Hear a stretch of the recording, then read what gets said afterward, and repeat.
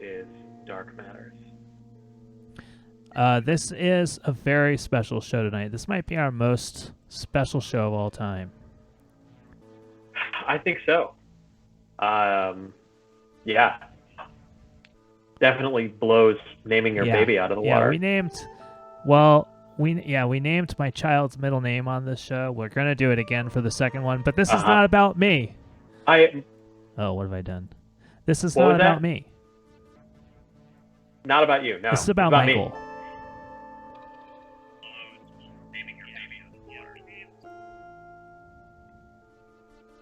It's my bachelor party.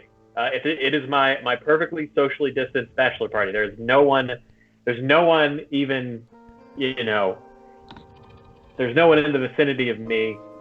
My fiance is maybe 15 feet that way in another room. In the other room, but she can't be present for this, right? She's not present. Not a bachelor party. If your fiance was there, that would be what's the opposite of a bachelor party? I don't know what my the opposite life. of a bachelor party is. Of a bachelor party. No. But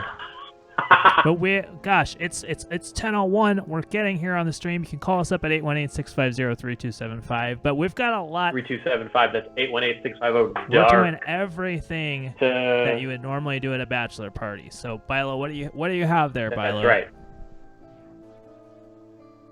What do I have? I have some bourbon that you were so nice as to bring to me earlier this evening. This is Noah's Mills bourbon, and it's very good. Yes, and I've poured myself a drink. I've put it in this dad mug that my birth mom got for me. And our relationship has since deteriorated, and the mug has cracked. So I feel like that's just an appropriate mug to drink booze out of. Oh, cheers to you. Oh my God, that is quite a symbolic. I didn't really think about it. I just grabbed the first thing. So we're and Bilow, you've been drinking for a little. You're pretty drunk right now. How drunk are you right now? Yeah, it was I've been drinking since about 11:30 this morning. So I'm pretty drunk already. Though I didn't know you were getting me dinner, so I did have Indian food before you got me. I told you not to got me. I did not remember. Sorry. Oh, I mean, it's since 11:30 a.m. Deb Jones talking shop. All right. So I brought you a sushi dinner because at a bachelor party you gotta have. And we've got so many of our friends and fans here in the chat joining us for the bachelor party, making it a truly great bachelor party. I'm already a little drunk. You can tell I'm accidentally dragging Windows onto the screen. It's working out great. Eileen and Timmy are here. Prettiest boy on Instagram. Mfar99. Mother Duck. Deb Jones. Using the emoji that sort of looks like me. And thank you everybody who's everybody who's here. Yes, 11:30 in the morning was the bridal shower that I got to observe. So I am that's when I started drinking, and I really have not not stopped. This is exactly what I wanted. Okay, so check this out. This is the new vertical layout for Dark Matters that I invented this morning because we've got a lot of content. Let's do the most boring thing, the most boring part. So here's a clip. This is Bilow eating his sushi that I gave him. So this is like a video of Bilow showing everybody the sushi that I bought. Hey everybody, it's your Dark Matters co-host Michael. Today is my bachelor party, and Frankie has been nice enough to go get me sushi from Shunji, my favorite place for sushi in all of Los Angeles. So I'm gonna eat it and see what he got for me. Okay, so looking on the label, Frankie Gutman got it. I got an omakase box. Got one piece of Santa Barbara uni sushi, which is great. And there's also a 1 cup of sake in there. Let's take a look. Okay, this looks like the one piece of uni. like that it has my name on it this as is proof one that I bought Kapsaki. this. This is who? This is Kuroshi. Kuroshi. So, yeah, that says Kuroshi right there. I think that means black cow. Okay, and star of the show. Omakase box.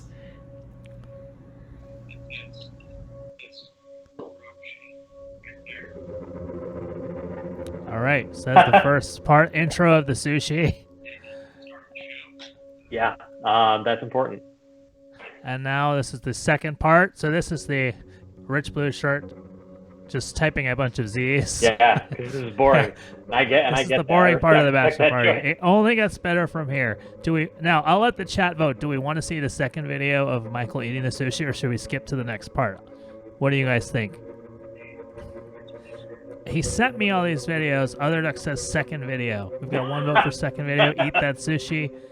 Mfar saying no. All right. People want to see the second sushi video. So here is more video of Michael Bilow eating the very expensive sushi meal that I got him for his bachelor party from his favorite restaurant, Shunji. I had to edit together. I had to do work like an hour before the show. Let's take a look inside the box. Ooh, it is beautiful.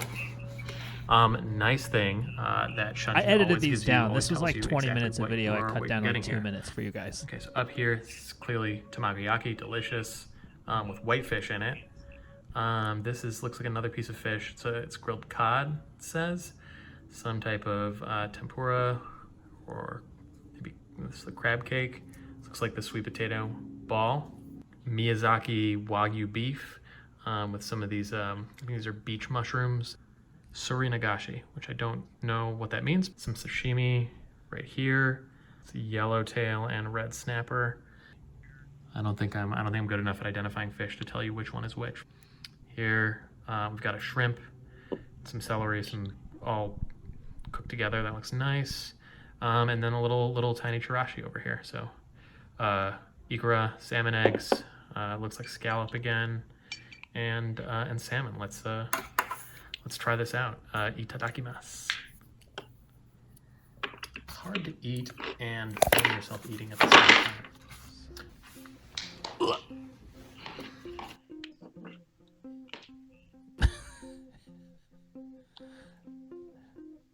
All right, that was Michael Bilow eating his sushi box. We only lost one viewer during that. I'm very surprised. Thank you for editing that down, by the way. It was so much longer. Okay, that was the most. Yeah, we can show the unedited version in after the matters. I actually have another video which is just like Michael explaining why Shunji is his favorite restaurant, which I'm just not going to show. So we got to keep going. I'm getting a little tipsy too. I have a very low tolerance, and I've been drinking from my sad dad mug. How are you feeling, Bilow, right now? I'm feeling great. Excuse me. It's already 10:08. All right, so I said we would have some celebrity guests on tonight's show, and we're gonna go in ascending order, I think. Let's take a look inside the box. Ooh. I think the sushi video is replaying. That's my bad. I didn't turn it off. Okay. So I went on the website Cameo, and sure. So I've got a bunch of celebrity guests with some messages for Michael. Now this is the first person that I got. Now I've not heard of this person. Their name is Dazer. Wow, I don't. It's a furry, and let me show you for those of you unfamiliar with the furry community. This is the video. This is his video. This is not the video for Michael. This is just a context video. What the fuck? So here's some sexy stuff. This is a video that this guy put on Twitter today. I had to strip out the music because it was some pop music song. Look at that. Dazer Husky. This is Dazer Husky, who is a furry. Supposed to be male or female? You will hear the voice during the video. Yeah, was World Live saying we're already pushing the terms of service. That's right. We're going right up to the line here for Michael Bilow's bachelor party. So that is Dazer Husky, a furry. This cost me $6. And here is Dazer Husky's message for Michael Bilow here at his bachelor party. Hey there, Michael. Dazer here. Just wanted to congratulate you on getting married. I hope your marriage goes well, and I hope your fiance is enjoying that extra $90,000 that you won on Jeopardy. I also see you host a show called This Is Dark Matters. You really sound like you're making big moves in life, and that's freaking awesome. I'm really happy for you, and I hope you have a blast marrying the love of your life.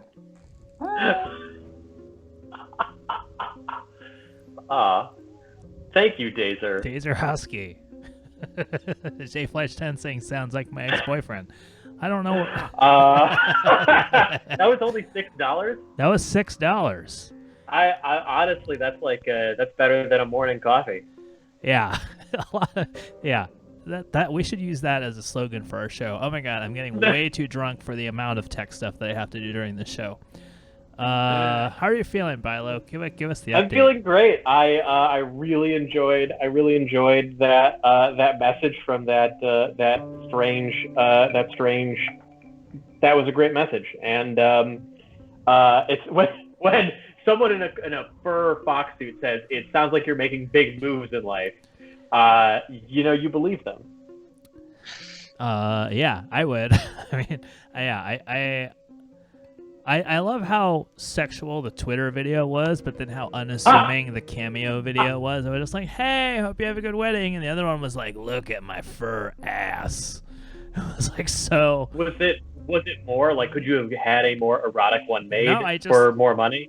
No, it just said, it gives you a little box and it says, what do you want them to say? And you can type like 200 characters or something.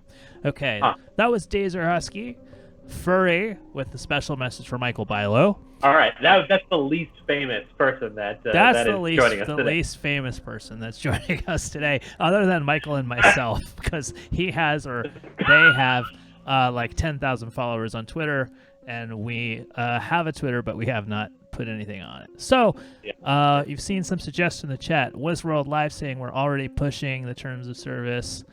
Now, what every bachelor party needs to have a stripper, an exotic dancer. That's just a rule. I mean, I once went to my friend Michael's bachelor party, and they didn't have. We went and ate steaks up in Solvang, and there was no stripper plan. So I just figured I would go down to the lobby of the hotel and sit there and look lonely, and maybe a prostitute would approach me, but that never happened. Yeah, you've got to imagine that it feels like it's just too hard to work in Solvang if you're if you're that type of prostitute. Yeah, there's not enough demand. It's really just comes down to capitalism. So we wanted to have that experience here on the show tonight, but Twitch has a strict ban on any sexual content, on anything erotic. And we also, if you've ever been to a strip club, usually you'll hear like a pour some sugar on me, sweet child of mine, that kind of music. Of course, that is not allowed on Twitch because that's copyrighted music. So we've done our best. We've done our best. We've got a public domain song that our dancer's going to dance to, but let me click into our new vertical mode. Oh gosh, I gotta turn these off. I gotta turn those off before I switch. Here we go. Please welcome to the show. This is Erica Solitaire. She's an actress, artist, and dancer located in Hollywood. She just had her debut on Stars in a documentary called Stripped LA, Raising Hell and Ringing Wedding Bells. Let's welcome her to the show. Here she is. Let me figure out how to play this song. Always the best. Okay, here she is, Erica Solitaire. Welcome her to the show, everybody.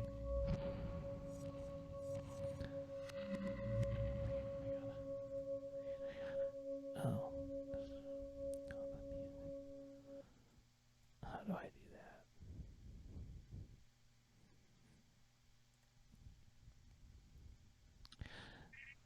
I think I've already messed this up, and the music is not playing on the feed.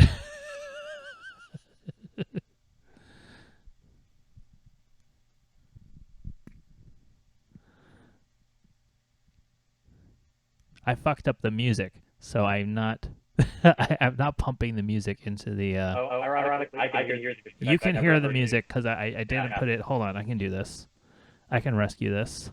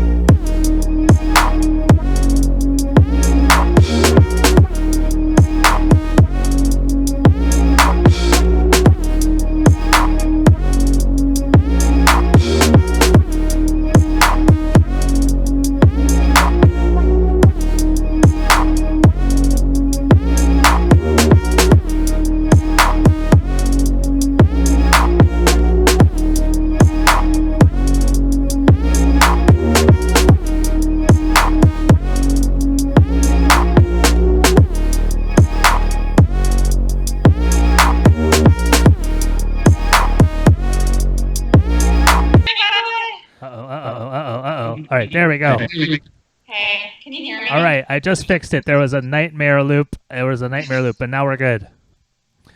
Erica Solitaire, ladies and gentlemen. That was amazing. That was so great. How did that compare? You know, I know we had a lot of restrictions here. Yeah, and apparently we did not follow them. Apparently someone pulled up the terms of service and demonstrated that we were definitely in violation. But that was great. Yay! That was so wonderful. Well, you know, getting married, gotta, go strong with that. Yeah. I got the number of a divorce attorney if you need one. Wow. What are you thinking, Bilow? You think you're going to need that number? I don't think so. But thank you. I'm sure they're doing great business during the pandemic. Oh yeah, absolutely. That was fun. I created a little strip club at my house. Self-employed is what I call myself.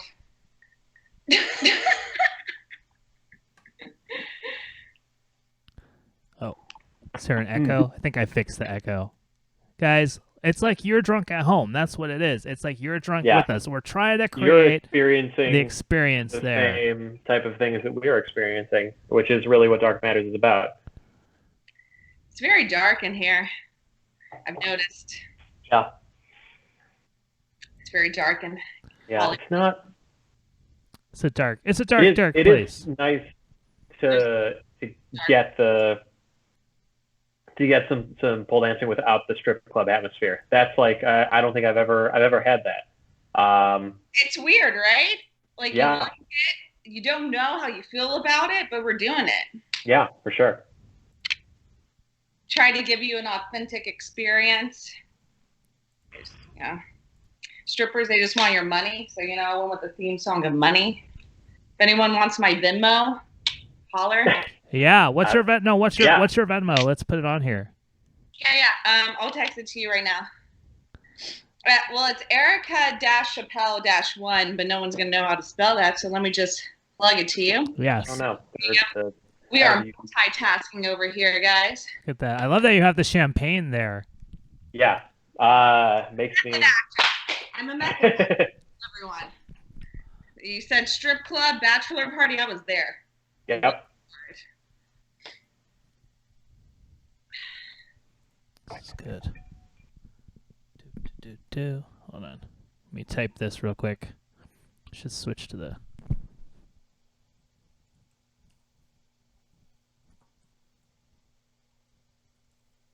There we go. And we can see, it's great to see Frankie fumbling around with like all of the things that are imposed on him right now. I like it. I'm always fumbling around.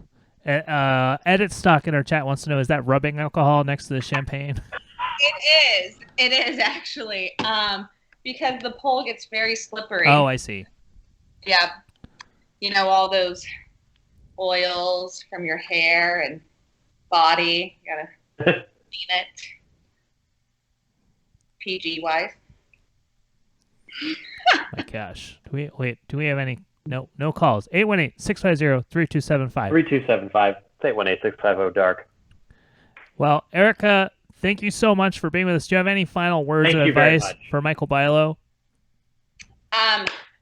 Congratulations, and don't mess it up. Thank you. I will try not to. Give her a lap dance. Yeah. Oh, let's see that. Let's see that in After the Matters. Erica Solitaire, ladies and gentlemen, where can people check you out? You can follow me on Instagram, which is literally at Erica Solitaire. And then watch my documentary. It's on Amazon Prime and Starz, Stripped LA, to remember those golden days of the strip club. Nice. Hey, awesome. Thank you so much for doing this and working with us with all these constraints. You were so awesome. Thank you guys. So Dark Matters, everyone. Yeah. All right. That was great. That was really impressive. Fantastic.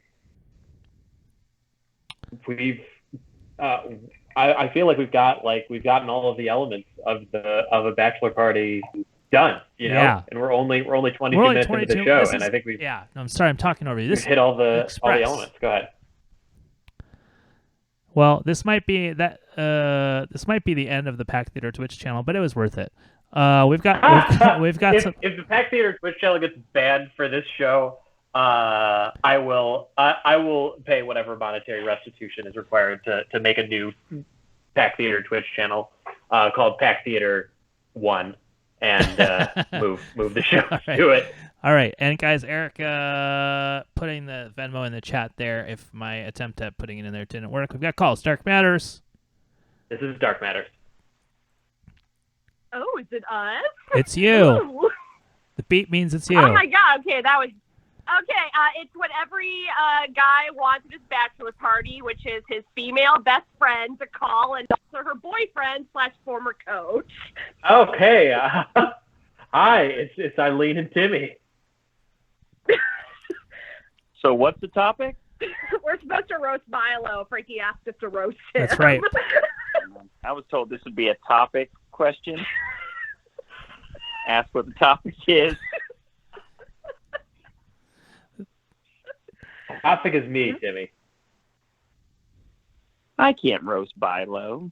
Nice. You have to. It's his bachelor party. Well, you guys have a Michael Bilow story. Is there a Bilow story that you guys want to tell?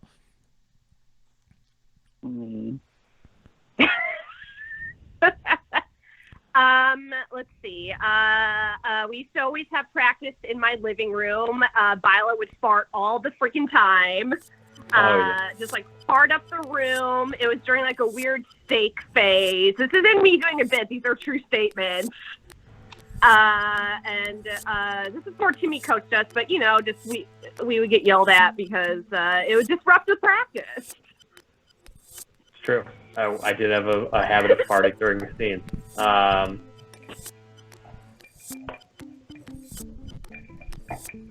Wow, I've got a relevant. Now that we're talking about improv, I'm gonna go a little bit out of order here. I'm gonna go a little out of order. I've got another cameo here. I'm gonna go into our awesome new vertical mode. Did I fuck something up again? No, when I you're click good. into the vertical I was reading, mode, it's like Rich Blue Shirts comments. Always there with the great support. JFlesh10, confident they can roast Michael Bilow. Call up, give him a roast. So this is another cameo that I solicited from the internet. Of course, Bilow and I both took class at the Upright Citizens Brigade Theater, and one of the founders, Mr. Matt Walsh, is on cameo, offering. Oh shit! I was worried it was going to be better. Yeah, this is way better. Yeah. So yeah, R.I.P. UCB says was World Live, straight up. So for a large donation to the Joe Biden campaign, Matt Walsh agreed to do this cameo for Michael Bilow.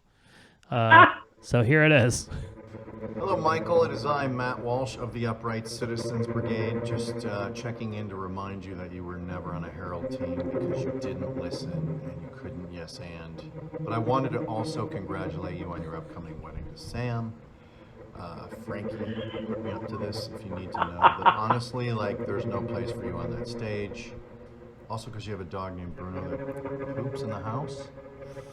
I mean, bad training, there are no bad dogs, just bad owners, so that's another reason. But happy wedding, best of luck to you both.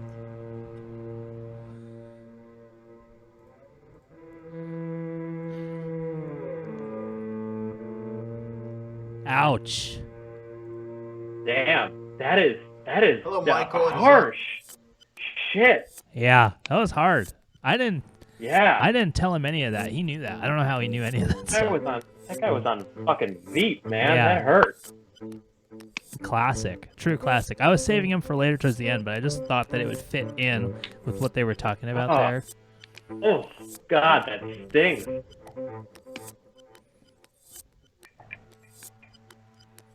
Man. Yeah. How's it feel to get roasted by a celebrity? Granted for money. No, it feels good. It feels good. It feels like I'm on. It feels like I'm on Comedy Central and have not yet been, confirmed. I have not yet been confirmed that the allegations against me are true. What are you talking about? I don't know. What allegations? What do we need to know about? Oh, the booze is leaking out of the crack in my dad mug that my birth mom that I don't speak to anymore got me. If that's not symbolic, I don't know what is. Other Duck says wait until Jeff Ross. You know Jeff Ross is like $200 for a cameo. Is that? Do you think that's expensive cheap or for expensive? Jeff Ross? I have a Jeff Ross story, but this is not about me. This is about Michael Bilow. We're gonna keep it going. We got a call. Dark. You guys should call us up 818-650-3275. 650-3275. Say Dark Matters. Dark. Hello, hi guys, how's it going? It's good. How are you, Deb? I think it's safe to say we've all been better.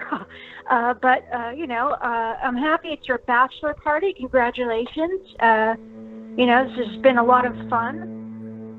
I'm calling because I don't have a roast. I'm not prepared to roast you, but I did arrange for a very special celebrity guest call.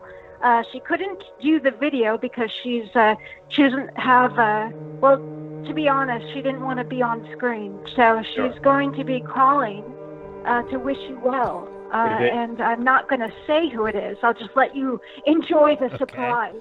Okay. All right. So you called to tell us that somebody Foster? else was going to be calling. Yeah.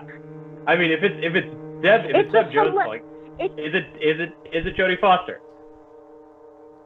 It's I will let that surprise reveal itself.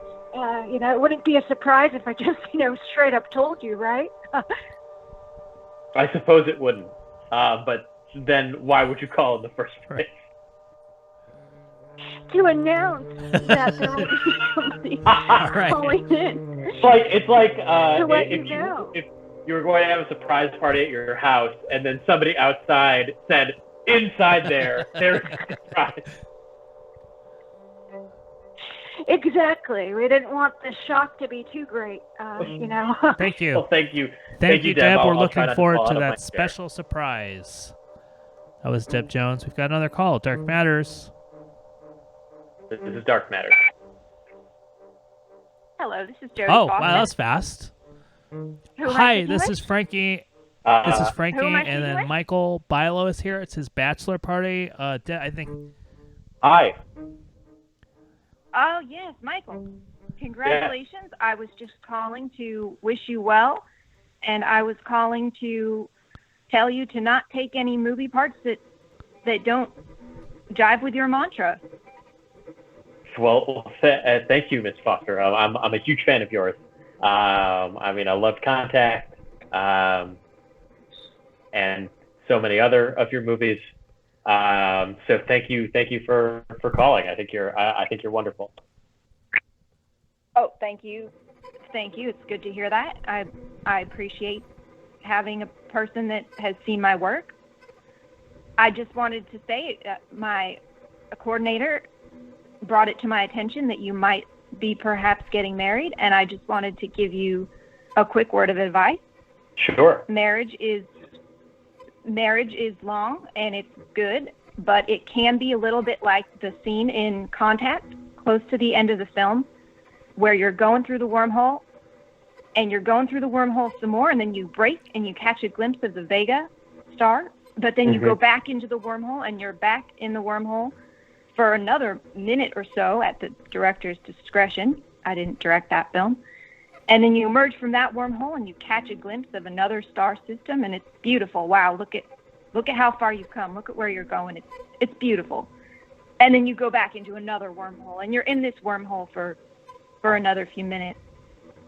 And then you're spit out on an island where an alien is shape-shifting to look like your father, and the sand sparkles. And yes. And that's marriage. It's a series of wormholes, but you got to get to that shape-shifting dad at the end, you know? And what is the shape-shifting dad in like terms of marriage? How do I know I've seen the shape-shifting dad? Oh, that's the end. That's death. That's death. Okay. Well, thank you so much, Jody. It's really a pleasure. Can I ask you one question? Yes. Why are you friends with? Sorry. Why are you friends with Mel Gibson?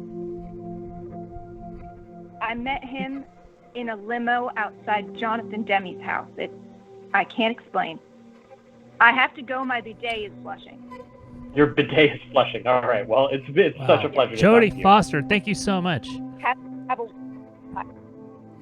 Yes. Enjoy. Don't mess it up. Wow, don't mess it up. A strong warning from Jody Foster. Wow, that's like gonna. And Erica, our dancer, also said the same thing. Don't mess it up. How are you feeling, Bilow? Are you drunk? Are you? I am drunk. I'm having a great time. I'm definitely a happy drunk right now, which is great because my other state is sleepy drunk. So hopefully I don't get there before the end of the show. People are clamoring, talking about the Tooth Man. We may or may not have a message from the Tooth Man. That's still to come on the show. Now, of course, the co-host of our show, After the Matters, Hunter, friend of the show, host of the after show with us. He is not feeling well, but he wanted to send you an audio clip. So this is an audio clip from Hunter. Here it is. Hey, Michael. Great. Happy bachelor party. It's me, your friend, Hunty. Uh-oh. All right, look, last week I got that root canal last Friday. Turns out they gave me the wrong antibiotic. Whatever it was, it knocked me on my ass all week. My plan was that Nosferatu was going to give you a full-body, tasteful, sexy stripper dance. So I'm not going to be there tonight, but I thought I would put on a show for you. Anyway, of course the problem is I'm not visible because this is a call, so I recommend that you close your eyes and take yourself back to a time before the old ball and chain.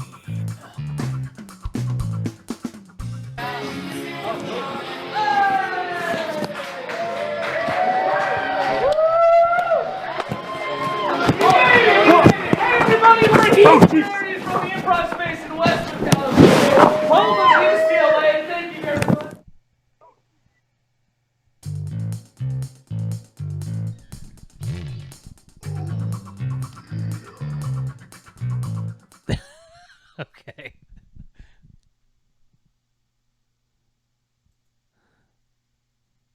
That was the audio clip of the time Hunter broke his ankle live on stage. He wanted you to hear that.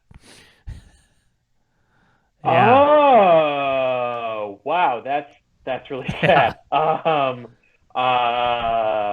was there that night, and I'm sad he can't be here tonight, but I love Hunter very much, and I'm glad. It really does make me happy to hear from him. Or was that? Yeah, that's is Hunter. that when he broke Hunter, his ankle, falling off the or stage that's him falling on stage? He's falling off the stage. He's falling like forward off of a stage, and then he went on and did a show while sitting in a chair for 20 minutes or something like that. 11:45 p.m. At a school for the visual arts theater, but a bad black box theater in New York, with what turned out to be a very, very, very badly sprained ankle. Yeah. Brother Wags asking if you are crying. Are you crying there? You getting emotional? I am not. I'm not crying, but I do have like stuff in my eye. But so I do have. That's what a person who's denying that they're crying always says. Well, no time to weep. We've got another call. Dark Matters. This is Dark Matters. Hello, Joe Jorgensen. Hello. I just want to say that marriage is like voting for Joe Jorgensen. I'm doing it tomorrow via the mail. Okay, got great. Another Joe Jorgensen fan. And why are you voting for Joe Jorgensen? To get married. My fiance said she wouldn't marry me over the mail unless I voted for Joe Jorgensen. And is your fiance a libertarian? Is that why she wanted you to vote for Joe Jorgensen? She won't describe her politics to me. Okay.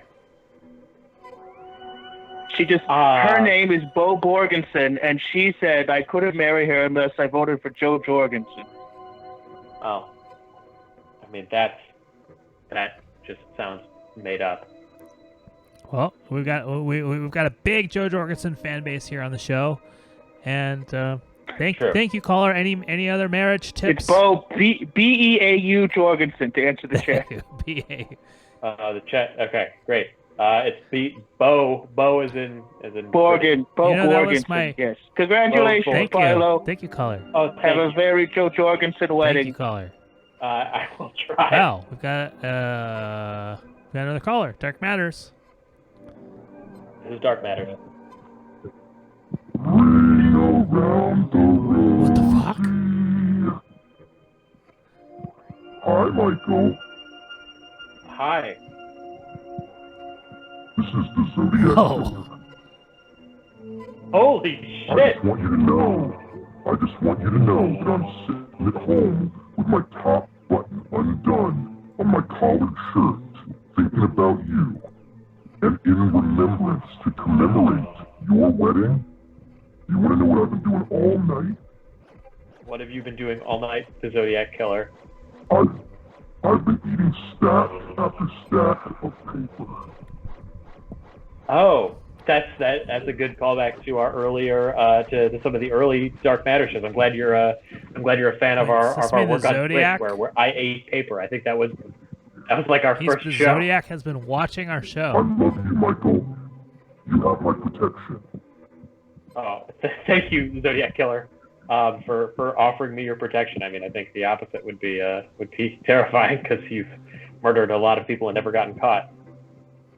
Well, I was younger. I must mature. I know better now. All right, I gotta go. My snooze is burning. Thank you, Zodiac Killer. Wow. Guess, hopefully, I don't have to see you ever. I didn't plan that. I don't know who that was. That was a first time caller.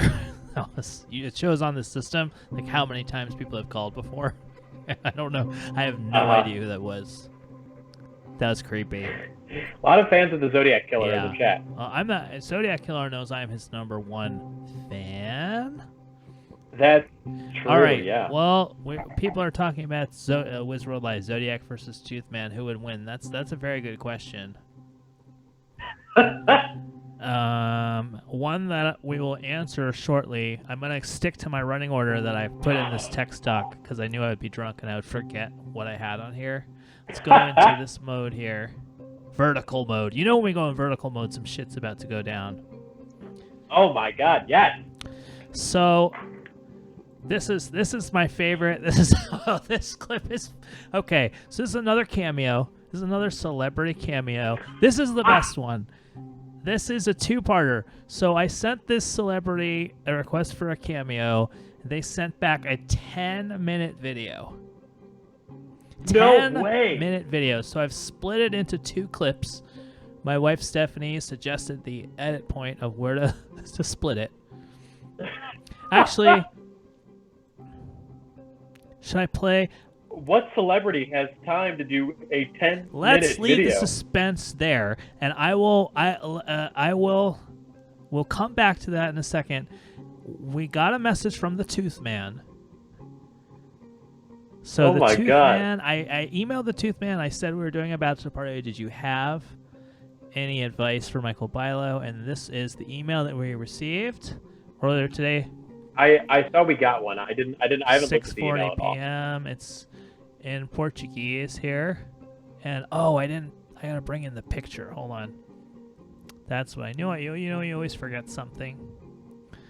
I was like, I knew I forgot to bring in something, and it was the picture. Here it is. So here's the picture that he sent, and this is really interesting because this. Oh my lord, it's coming in huge on here because I'm just bringing it in now. Yeah, it's this very photo, you'll see it here. This is a There we go. Diamante Negro chocolate bar. That's a Brazilian chocolate bar. That's okay. I think this is soap with some rope on it. And I did a reverse image search for this image, and nothing came up. Yeah. So I think that this is an image that the Tooth Man took themselves. The Tooth Man, if you're not aware, the Tooth Man is our anonymous interlocutor who emails us in Brazilian and normally sends pictures of teeth.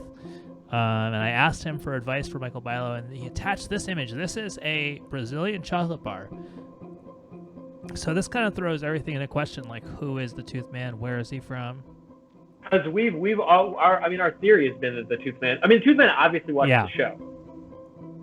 Like we know the Tooth Man watches the show, and we've been trying to prove that the Tooth Man is like someone relatively close to the show, and this sort of throws that into question if they have access to this stuff. Yeah. So let me give you the English translation here. Dentist tips for a long and happy marriage. I'm very happy for you, Michael. You'll be a wonderful husband, and if you want, also a wonderful father. Be always direct and act only with love and compassion. The only good secrets are those that protect your family and also those that enrich the days of celebration. Always be specific in your criticism and praise, and keep generalities for the sweet words you whisper in your lover's ear. Fall in love again every day. This doesn't sound very Tooth Man-like. Listen to your lover's voice. See your lover's face again for the first time every morning. There are more ways to say you love someone than with your words, and if your lover always feels loved, there will be no doubt. Don't leave your wife in Venezuela while you blood your hands across continents.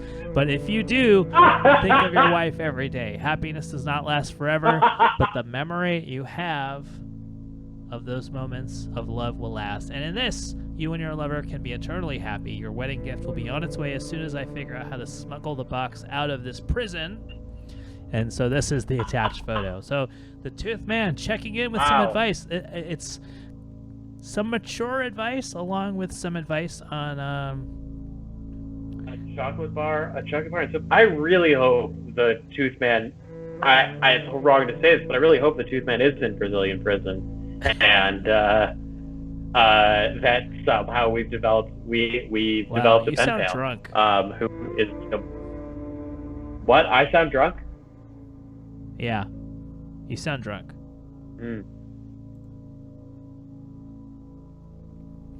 All right, well, here we go. So that was the Tooth Man sending his update. That's a big update.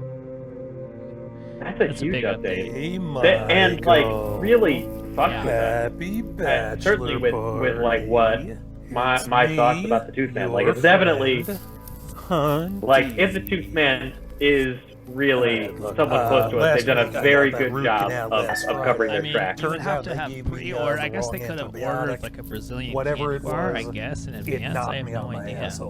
Yeah. My plan. Yeah, I mean, it's just so tied up with was going to give you a full black and white string. So yeah, sexy. You know, what do you think that means? So I'm the Hunter clip is playing. Not going to be there. Oh, it is playing. Thank you guys. Sorry about that. This is the thing with this switching here. The switching is that there's the Hunter emoji. That does look like Hunter. That's really creepy. That's the switching to the vertical is really messed us up here. All right, we've got a call. And then I'm gonna play our 5-minute celebrity cameo. Dark Matters. It's Dark Matters. Hi guys. It's Emily. Oh, and Emily and Justin.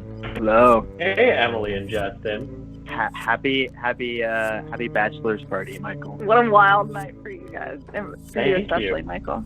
Thank you. Yeah, this is. I have. Oh, sorry. What were you saying? No, nothing. Go ahead. I have an okay story about a bachelorette party, and Justin has some. He's gonna roast you a little. He does. Emily made me write some roast jokes too because I saw you guys were doing a roast. I have very bad roast jokes. Please. No, Emily, go first. Okay, so I went to a bachelorette party a few years ago. I was like a year or so out of college, and it was one of those bachelorette parties where like all the women who were invited, like within an extended friend group, got to go. And I picked up a friend of mine. We're gonna drive there. She's like, "Hey, I have this this weed cookie, this black and white cookie. It's really strong, but if we just take a little bit, it'd be fine." And I was like, "Awesome, this sounds great." We're supposed to go to a drag show after we have dinner. And we go to this restaurant, the Garden of Taxco or something like that. It's in West Hollywood. I think it's been around for a really long time. It's a Mexican restaurant. I don't know why I had to interject that. Oh, really? It's done? It's done. So it's really dark. We get in there. I start getting really high. We sit down. We're in this like little corner booth. There's a ton of ladies. I don't really know everyone that well, so a lot of energy is put into being social and nice and cordial, which is exhausting. And then the server shows up, and there are no menus, and he just rattles off this really, really long menu, and I start having a panic attack. I'm like, I have no idea what I'm supposed to order, and then they're going down the line. Each girl is saying what she wants, and I'm like, I don't know what to get. I had no concept of what was on the menu whatsoever. I have my friend order food for us, then all these quesadillas come, and all these white girls are eating them with knives and forks. It's a very confusing experience. We finally end the meal. I can't drive. My friend can't drive, so I have to negotiate with the valet guys about where to move my car. And I get them to move it to one of the metered spots across the street or something like that. They're like, you have to get it at 7 a.m. the next day. I'm like, that's fine. I just can't drive. I overtip them, and then when we leave, I just hear them laughing at me, and it was kind of humiliating. I never made it to the drag show, so how does this bachelor party compare to that one? What do you think we're missing? What do you think we could have more of? Honestly, this is way more fun than the one that I was at. That was just like an anxiety-ridden experience. This is fun. I like the distance. This is nice. In the chat, Erica Solitaire says she's scared to tell her VIP room stories. But Erica, if you want to call back in to the show, we'd love to hear your VIP room story. We're keeping going. All right. It's Justin's turn, though. He needs to say his roast. Just a couple of them. They're good. Okay. Bilow has such an Asian fetish. His dick is pixelated. Michael's hair is so Jewish. It has a Showa tape. Bilo's hair is so Jewish. Bilo's hair is so Jewish. It's in Mossad. Let me hear. Michael Bilow is such an asshole. Even his dog doesn't like him. That one's just true. Michael Bilow's hair is so Jewish. It was accused of busing an Antifa protester. I love that you're going after Michael's hair. it's so fucking Jewy. I mean, what do you want from me? And then finally, this is just a reminder of seeing Michael. There was a long time ago. We did a burlesque show at the Pack Theater, and Michael Bilow wore sheer panties. And Michael Bilow's dick is so small, I don't even need to write the rest of this joke. Oh, yeah, that's a roast. That's true. You're my only good friend whose penis I've seen. Michael is my only good friend that I've seen their penis. I haven't seen any of my other friends' penises. Yay, happy bachelor party. Thank you. Those were good jokes. Yeah, almost said bachelor I look forward to, who knows? Who knows? Oh, I cut them off. I clicked the button too soon. No. I'm a little tipsy too. This is great. Erica Saltaire saying one time a customer did cry in the VIP room. That sounds like a really fun story. But she also had another one. One time the DJ gave all the dancers LSD when it was a snow day in Kentucky. That sounds... Eileen saying, I guess Hunter isn't a good friend to Frankie. Ouch. Yeah, that's true. I think my Facebook banner picture is still Hunter's naked body standing over me. All right. We've got this 10-minute cameo from a celebrity. I've split it up into 2 pieces. Oh my God. Because it's long. Who do you think it is? Hold on, I'm going to click to the frame, to the vertical, and then it's probably going to play some audio clip we don't want to play. I mean, but Macaulay Culkin, I think he might decide to do it because he thinks it's funny. Other than guessing Eric Roberts. Calling this person a celebrity, I don't know if that's accurate.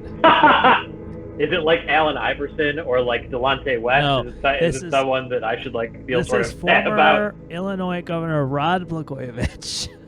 Shut the fuck up! Shut the fuck up! I hate Rod Blagojevich so much. No way. Eileen suggested this. This is maybe one of the greatest things I've ever seen. Oh my God. Are you serious? So I've split this into 2 parts. This part we're going to play now. The second part we'll play it after the matters because this is 10 minutes of Rod Blagojevich. But so here he is. This is disgraced former governor of Illinois, Rod Blagojevich, with his... I asked him to give some marriage advice to Michael Bilow. He does give some of that. And holy shit! But when I read the FBI indictment of him, that was the happiest I've ever been in my life was when he got indicted for trying to sell Obama's Senate seat. I told him that you were a big fan, and so were your parents. Anyway, here's the video. Hi, this is Rod Blagojevich, and this is a message from Michael Bilow. Hello, Michael. Your friend Frankie Gutman tells me that you're getting married soon. That you're going to marry your fiancé, Sam. So on behalf of Frankie, well, congratulations, and on behalf of me, congratulations, and the best of luck, my friend. I know from my own personal experience, I've made certainly my share of mistakes and misjudgments in life, though I never crossed the line or broke a law.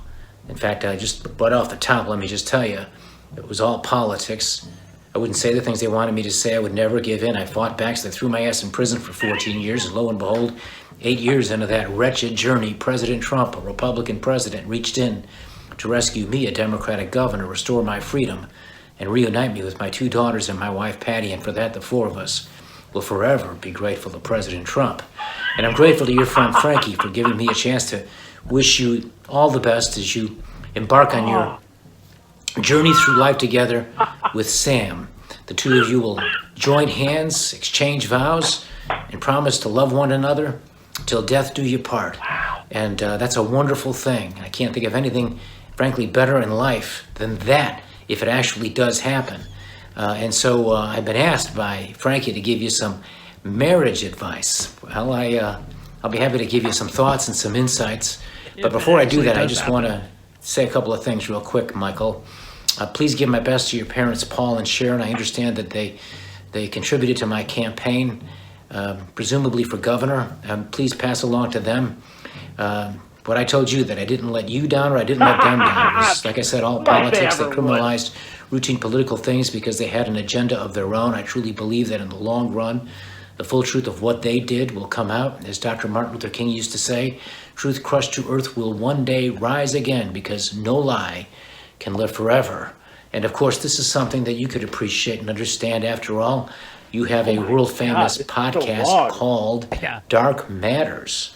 And certainly when you're persecuted and brought down from a high mountain like being governor and sent to a deep, dark valley like prison and condemned to be there for 14 years, that's a dark matter. But fortunately, again, as I said, I got lucky. I was blessed. The hand of God reached in. President Trump was the good Lord's instrument. He vindicated, he liberated me. I restored my freedom, reunited with my daughters and my wife, Patty, as I said. And like I said again, I can't begin to thank President Trump enough for what he did for my family and for me. By the way, best thing I ever did was agree to be on Celebrity Apprentice. I don't know if you know that I was on that many years ago. Before the first trial, they tried me twice. And President Trump did what he did back then to just about every contestant except the last one. I got fired. Never in my wildest dreams could I have imagined that years would go by and he'd become the president of the United States and then free me. So President Trump is historic in the sense that he's the only president in American history to have fired and freed the same guy. Not even Abraham Lincoln did that. And for that, I'm very grateful. That, what he did, is not a dark matter. But what they did to me and that whole corruption, the whole fake crimes that they alleged and that they brought against me, the persecution, all of that, that fits perfectly with your podcast, Dark Matters. As you would know, life is filled with all kinds of ups and downs. I would imagine you talk about that on your podcast. And certainly, I think you'd recognize that there is a great deal of wickedness and evil in the world. The scriptures teach us this. The history books prove it. And life experience also shows us that this is unfortunately the truth of how life works. But here's what I would like to share with you, Michael, and it's that there's a lot more good in the world than there is bad. And doing these cameos, I've done more than nearly 1,500 of these since I've come home. These remind me of all the good that there is in the world, how people care about one another, how they love one another. Here's your friend Frankie taking the trouble to ask a former governor who just got out of prison to send you this message to wish you the best of luck as you begin your life with your partner, Sam, the two of you getting married. And what a wonderful thing it is to have a friend who cares about you, who would do something unusual like this, to get a messenger like me to send you this message. Forget about the messenger. That's not what matters. It's the motivation and the sentiment behind the message. That's what matters. And your friend Frankie, his heart's right. And he cares about you a great deal. You're lucky, Michael. Michael Bilow, you're lucky to have a friend like Frankie Gutman. That's right, you're lucky. I did not ask him to say any of that. I promise. He said that. What? I literally said my friend Michael Bilow is a big fan. He's getting married to his fiancée, Sam, and we host a show called This Is Dark Matters. And I did not ask him to say anything else. And that's only the first half. How did he know my parents were I put Paul that in and there. Sharon? I said his parents, Paul and Sharon, were big donors. Because I wanted to see if he would say their names. But that's literally all I put. I didn't put anything else. Okay, fine. Wow. Jesus Christ. That's both the best and the worst thing that's ever happened to me. I'm completely in shock. I hate him so much.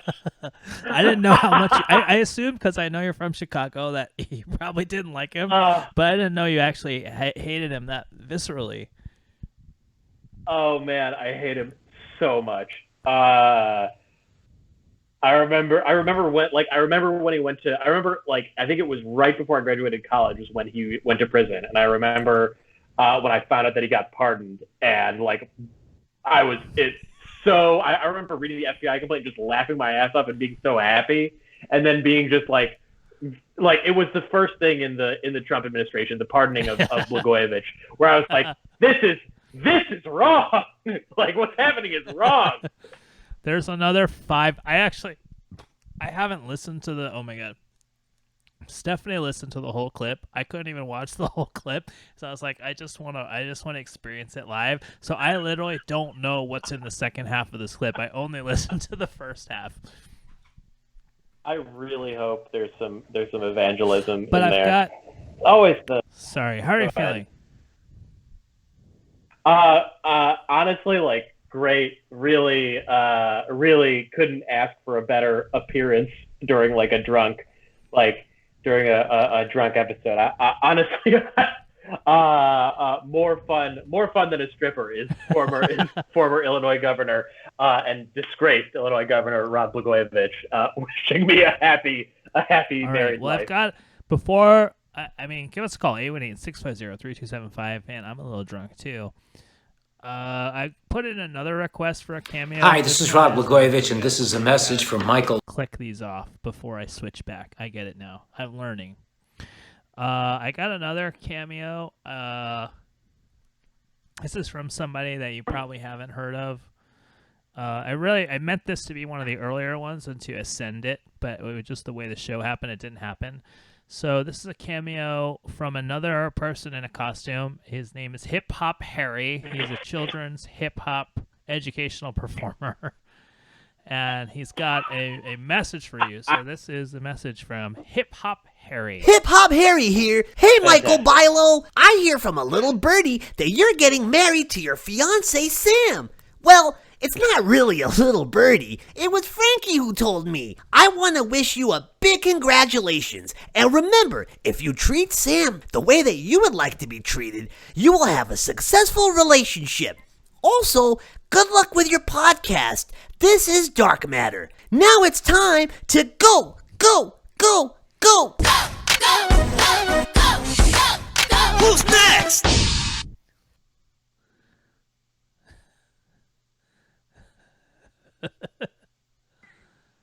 Wow. Hip Hop Harry. That's that was super creepy. What that voice to me sounds very familiar. Like the voice that he's doing is very familiar, and I don't know what it is. It's Hip Hop Harry, right? That's I assume he's famous. I asked him to do a rap. He kind of copped out. I said, "Well, you do a rap about marriage." I guess he's probably not a freestyler. What I imagine. Seems likely. 818-650-DARK. Well, we've already passed across 11 o'clock. But I don't care. Do you care? I don't care. I don't care. It's my bachelor party. We're going to be out after 11 o'clock at my bachelor party. Other duck saying Rod Blagojevich in costume. It might be. I really hope so. You could not have Rod Blagojevich at a real bachelor party unless you accidentally ran into him. You know what I mean? That's true. Yeah, that is 100% true. Thank you so much for bringing Rod Blagojevich. Don't remember, we have another 5 minutes of Rod. I'll never forget There's more that. Rod coming. That's what Erica Solitaire said. Wow. Yeah, Erica, amazing. How would you rank the events of the bachelor party so far? Certainly, Blagojevich number one with a bullet. Number two, I think Erica, and number three, Jodie Foster. Number four, the Twitter video of the first furry. Number 5, Hip Hop Harry. Number 6, Deb Jones announcing that someone is going to call. Number 7, Justin's roast jokes. I love Number the 8, roast jokes. Hip Hop Harry. I love the roast jokes. They were so good. That's too low of a ranking. It is low, but part of it is I have to remember all of the things and then rank them. But if I had to re-rank them, I'd put the roast Matt jokes Walsh higher. telling you that you will never get on a Herald team. Oh shit! Yeah, no, that's great too, man. It's just really hurtful though. Funny, yeah. But fair. I gotta fix my delay. So I gotta make my delay longer so that because it makes me talk over you on the street. God, I'm drunk too now. This is what it's supposed to be, right? Because technically this is... That's right. It's messy. This is technically after the show. I'm not flipping it over yet. It's still the show. I'm saying, like, at this point in the bachelor party, we would both be drunk. Dark Matters fan throws in a good question. How many of the cameos know Sam is female? It seemed like Rod Blagojevich was really towing the line. He was not totally sure. I guess I put fiance with 2 E's with the accent over the first E. But so I assume that they would know, but the problem is you have like you're literally oh god, I am actually drunk. You're limited to like 160 characters or something. So I was putting in parenthesis like woman, female, but that took up like 10% of my characters. So I just figured that fiance with the extra E would make it work, and I also didn't care if they got it wrong. But I did notice that he paused.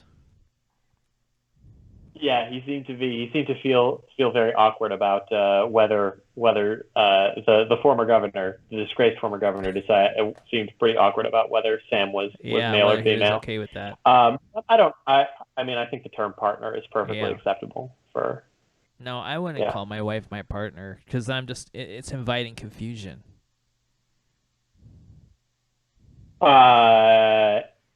Like she's your business partner? Yeah, or like when you say my partner, it's unclear. Like, oh, are you married?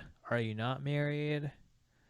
Like it just like it feels like you're not being direct, and you know what I mean? Like, I had a friend of mine had like a very long-term relationship where he and his like the person that he was seeing for a long time referred to each other as partner. But then they broke up. So, but they didn't get a divorce because they weren't married. I have some fried tofu in the kitchen. Can I go get it? I'm really hungry. All right, I'm gonna go get the fried tofu. Go ahead. I'll probably trip. You kill some time. I'll go kill some time while Frankie goes to get fried tofu. Let's remember that the lines are open though. I guess I cannot pick them up because Frankie has control of picking up all the calls. So that means I really actually have to fill time. I really can't do anything other than talk by myself or read the comments. O'Connell says all of my worst exes call their current girlfriend their partner. And hey, I mean, I think it definitely is a term that if you are a like heterosexual man in a relationship with a woman, and you're super into that term, maybe it's one of those things that you are that like means that you're, I don't know, sort of too much into the terminology and not enough into just doing the right thing. Jay Fleischton also in the comments earlier said that they don't know me very well, but they feel like they could roast me. Jay Fleischton, please give us a call at 818-650-DARK. Roast me. I would love it. It would make my night. Yeah. Gosh, what can I'm trying to forget, or trying to remember the things that I hated about Blagojevich. He also like had the Trump thing where he spent a ton on his hair, and he would fly basically like every day by private jet between Springfield and Chicago, or like any day that he actually like went into work, he would go fly by private jet. These are just like a small number of things that I hate about Rod Blagojevich, but there are many, many. His stuff is so good. I'm definitely drunk. Shall we watch the second half of Rod Blagojevich?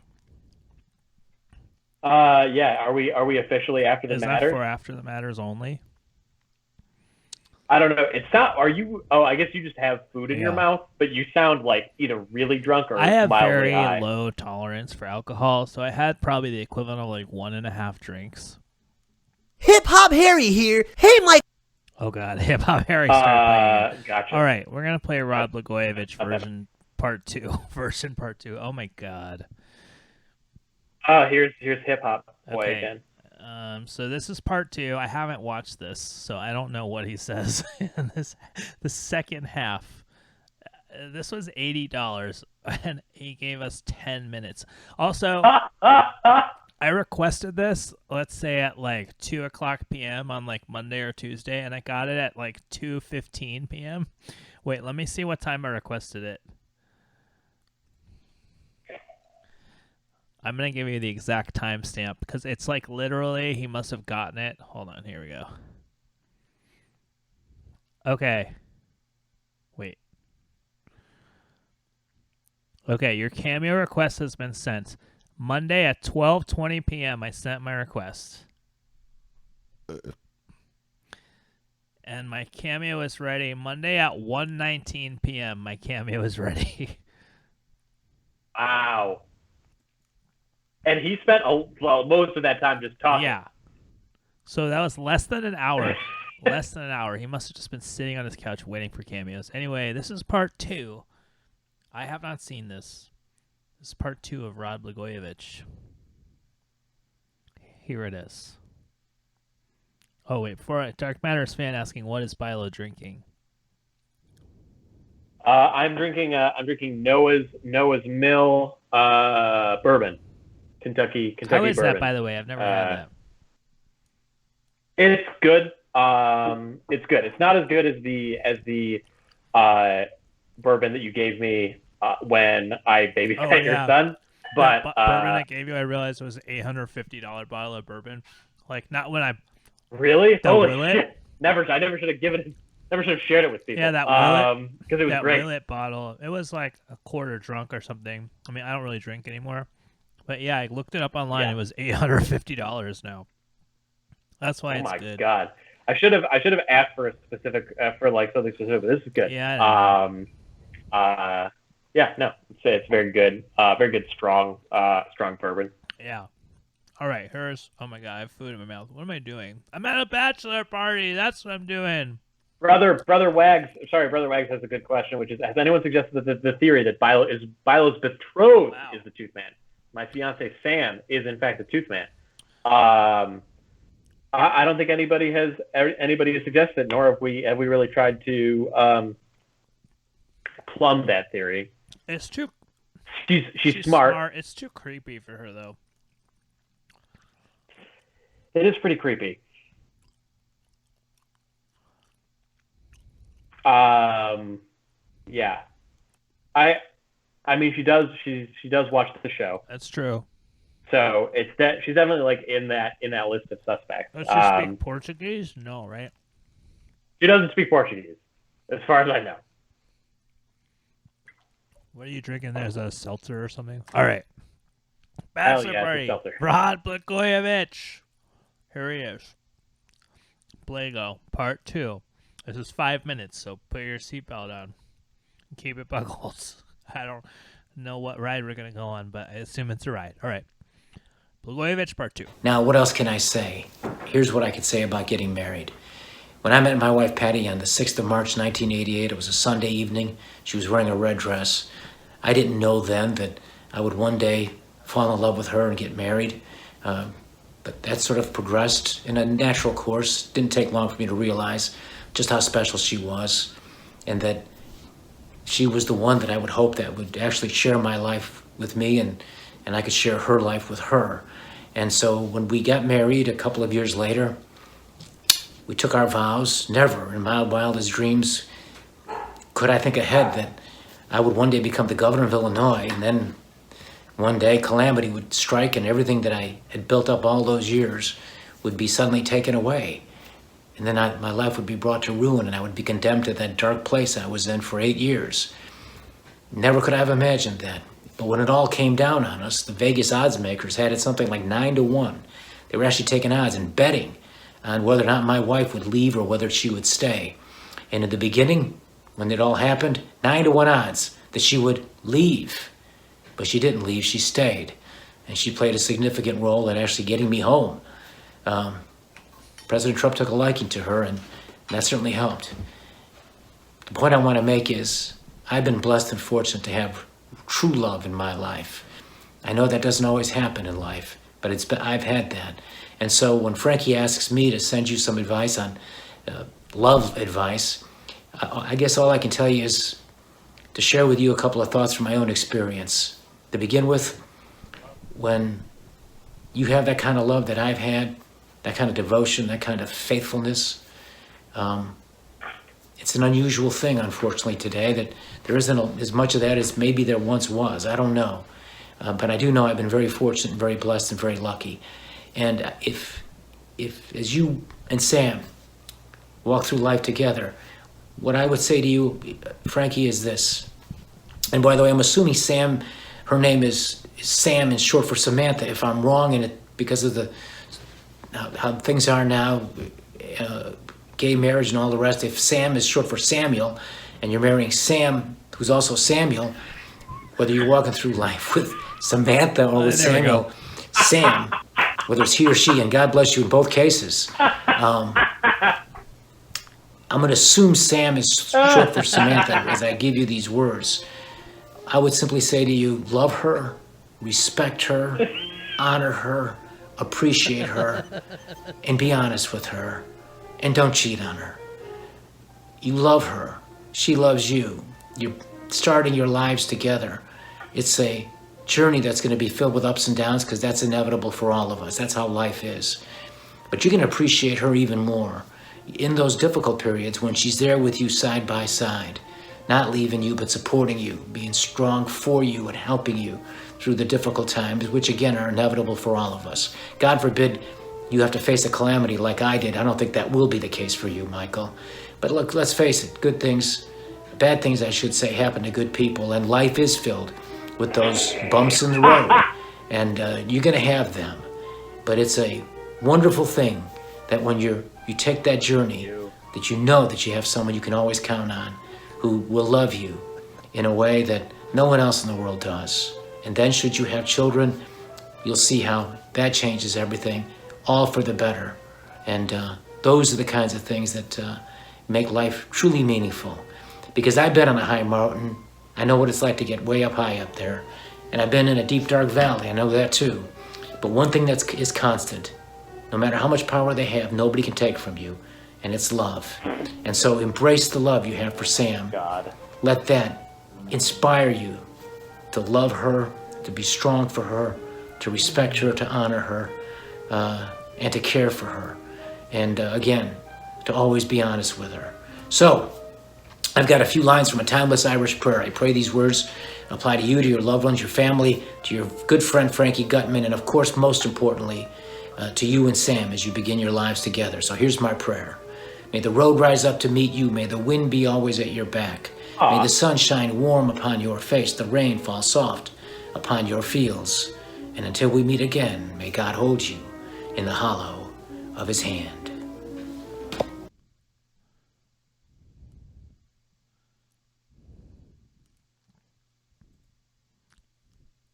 That was surprisingly nice. I used to govern my state. We've got a special guest, Bilow. We've got a very special guest. We got That's a special right. guest. Hi. Oscar! What do you want to say to Hi! Michael? Oh, you're so tired. He's so What do you tired. want to say? Hi, Stephanie. Hi, Oscar. Count. Will you count for Mikey? We count for Uncle Mikey. Say 1.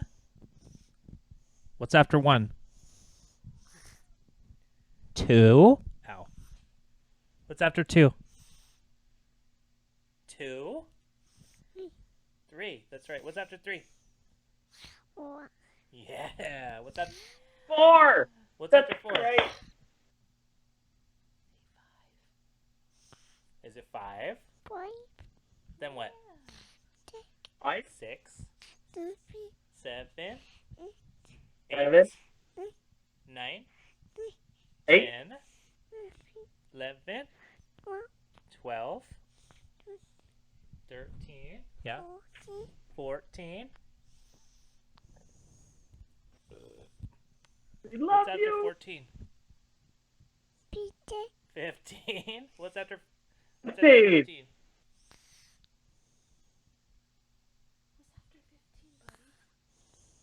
Is it 16? That's right. Then what? How are you doing? You didn't go to... Not 19. You missed 17 and 18. What do you want to say to Uncle Mikey? You say, I love you? Oh, you sound like you're very low. You say hello? You say happy bachelor party?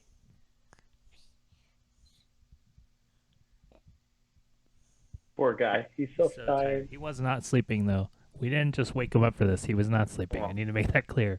Don't call Child Protective Services. Yeah, who do you see? Who's that? You say Unky Mikey? Say Unky. Unky. Hi, Oscar. Unky. Say Mikey. Mikey. Yeah. Yeah. Good job. I predicted the day you were going to be born. I was wrong. Yeah. Here we are. Now, this is not typical for a bachelor party. I don't think you get a toddler at most bachelor parties. Baby. Or my wife. He can't hear you either because I'm on headphones. Yeah, true. It's true. Say, here we go. Here we go. Yeah. Here we go. Yeah. You like Rod Blagojevich?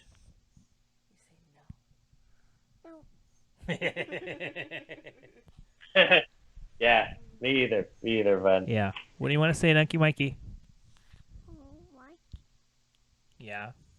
Can you say happy? Say it louder. Say happy. What? You like the computer? Can I have the microphone back? Say check 1, 2. 1, 2, 3, 4, 5, 6, 7, 8,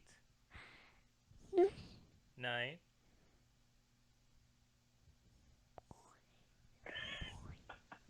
Down in the well, so they'll watch another hour. Hell yeah! This is a bachelor party. Are we talking about? This is Toddler Matters. I wish I had a graphic.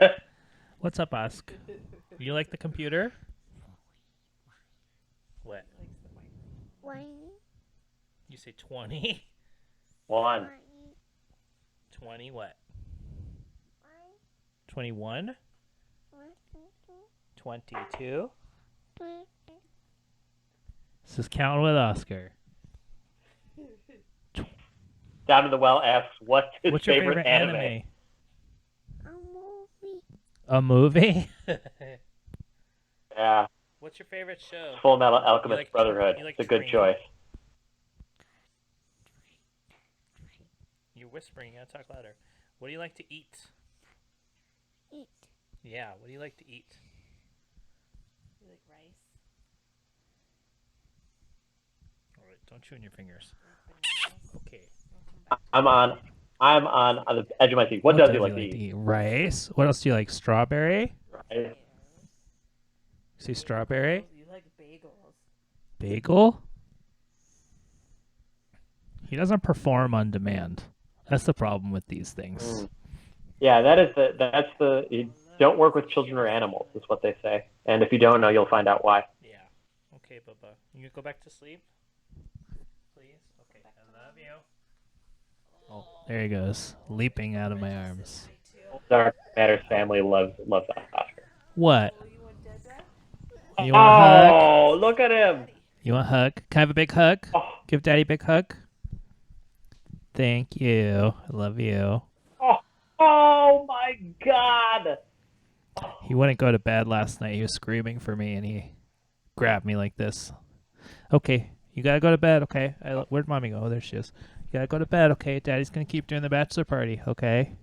I love you. He's upset now. Look what I've done. This is what happens at a bachelor party, though. You disappoint your family. Right? Well, that was a cameo I didn't anticipate. No. And the best type of cameo, the one where I actually like the people who are involved in it.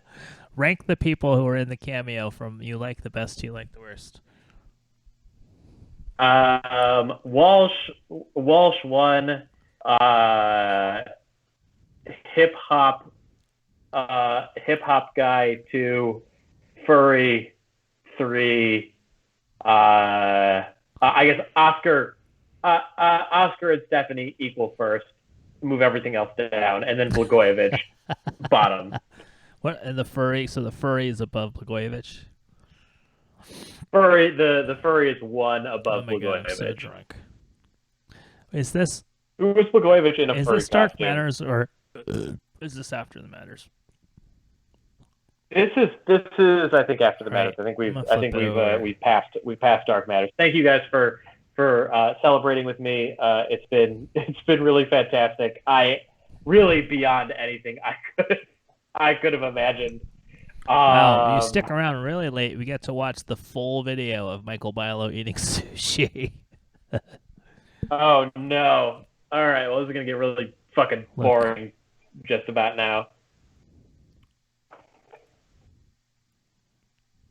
Hopefully, I hope we don't watch that. I didn't really film myself eating. It's hard to film and eat at the same time, and thank you for editing that, because there's no reason for most of that footage. Well, it's what I do, better or worse.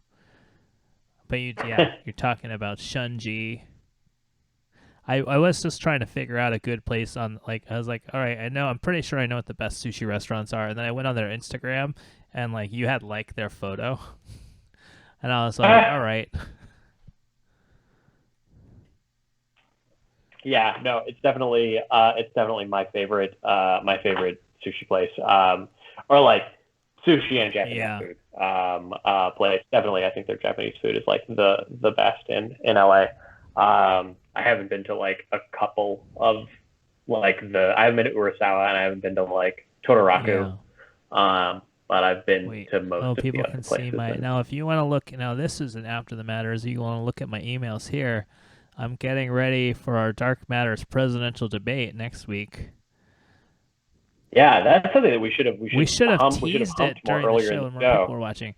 But I've got over 14 presidential candidates that I'm trying to get in our presidential debate, which we're going to have next week.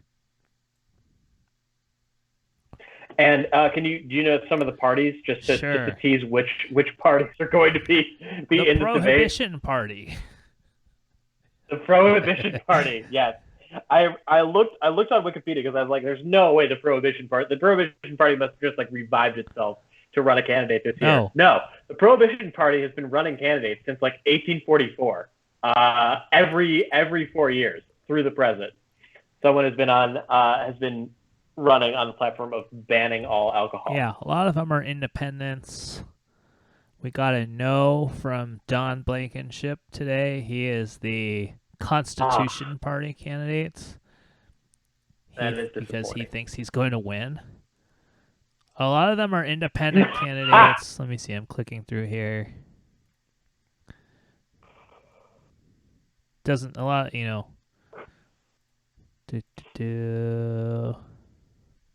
I mean, if he thinks he's going to win, why wouldn't he come on Dark Matters? We've had a lot of...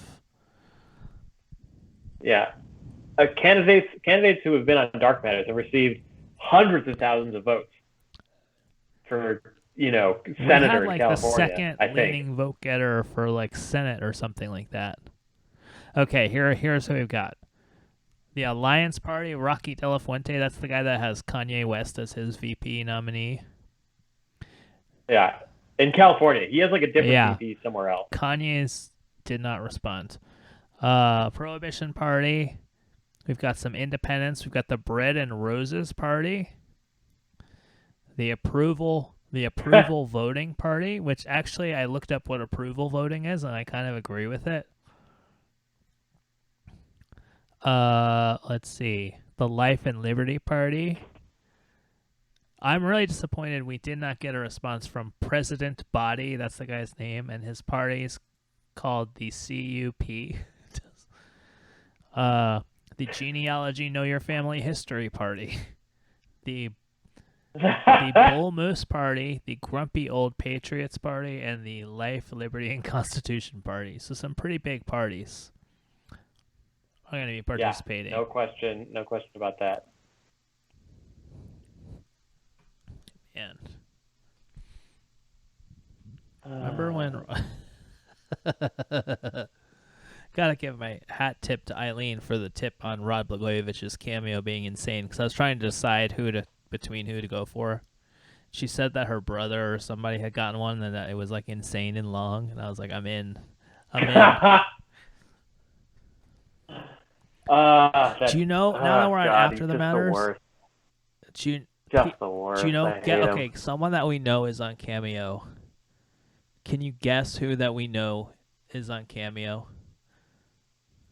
Ooh. I mean, I would like to say I hope it's John Conroy. No, it's because I would love to see that. Well, he may be on there, but it's Matt Lieberman. Matt Lieberman is on Cameo. Because he thinks he's I don't famous. know. It's $10 for a Matt Lieberman cameo. I almost went for one, but I'm like, well, I know him too well. It might be awkward. Because he hosts like a show on the YouTube version of G4. Something like that. I don't know. I mean, Other Duck, the Matt Lieberman. Other Duck, and I used to be on an improv team with him. True. I remember there was also a guy who used to perform at the Pack Theater who, I forget whether it was you or me who said this, but he gained some weight, and one of us said it looks like he ate. Oh yeah, yeah. I don't know who that was, but it was funny. That was funny. I know who it was, but I'm not gonna say because that's mean.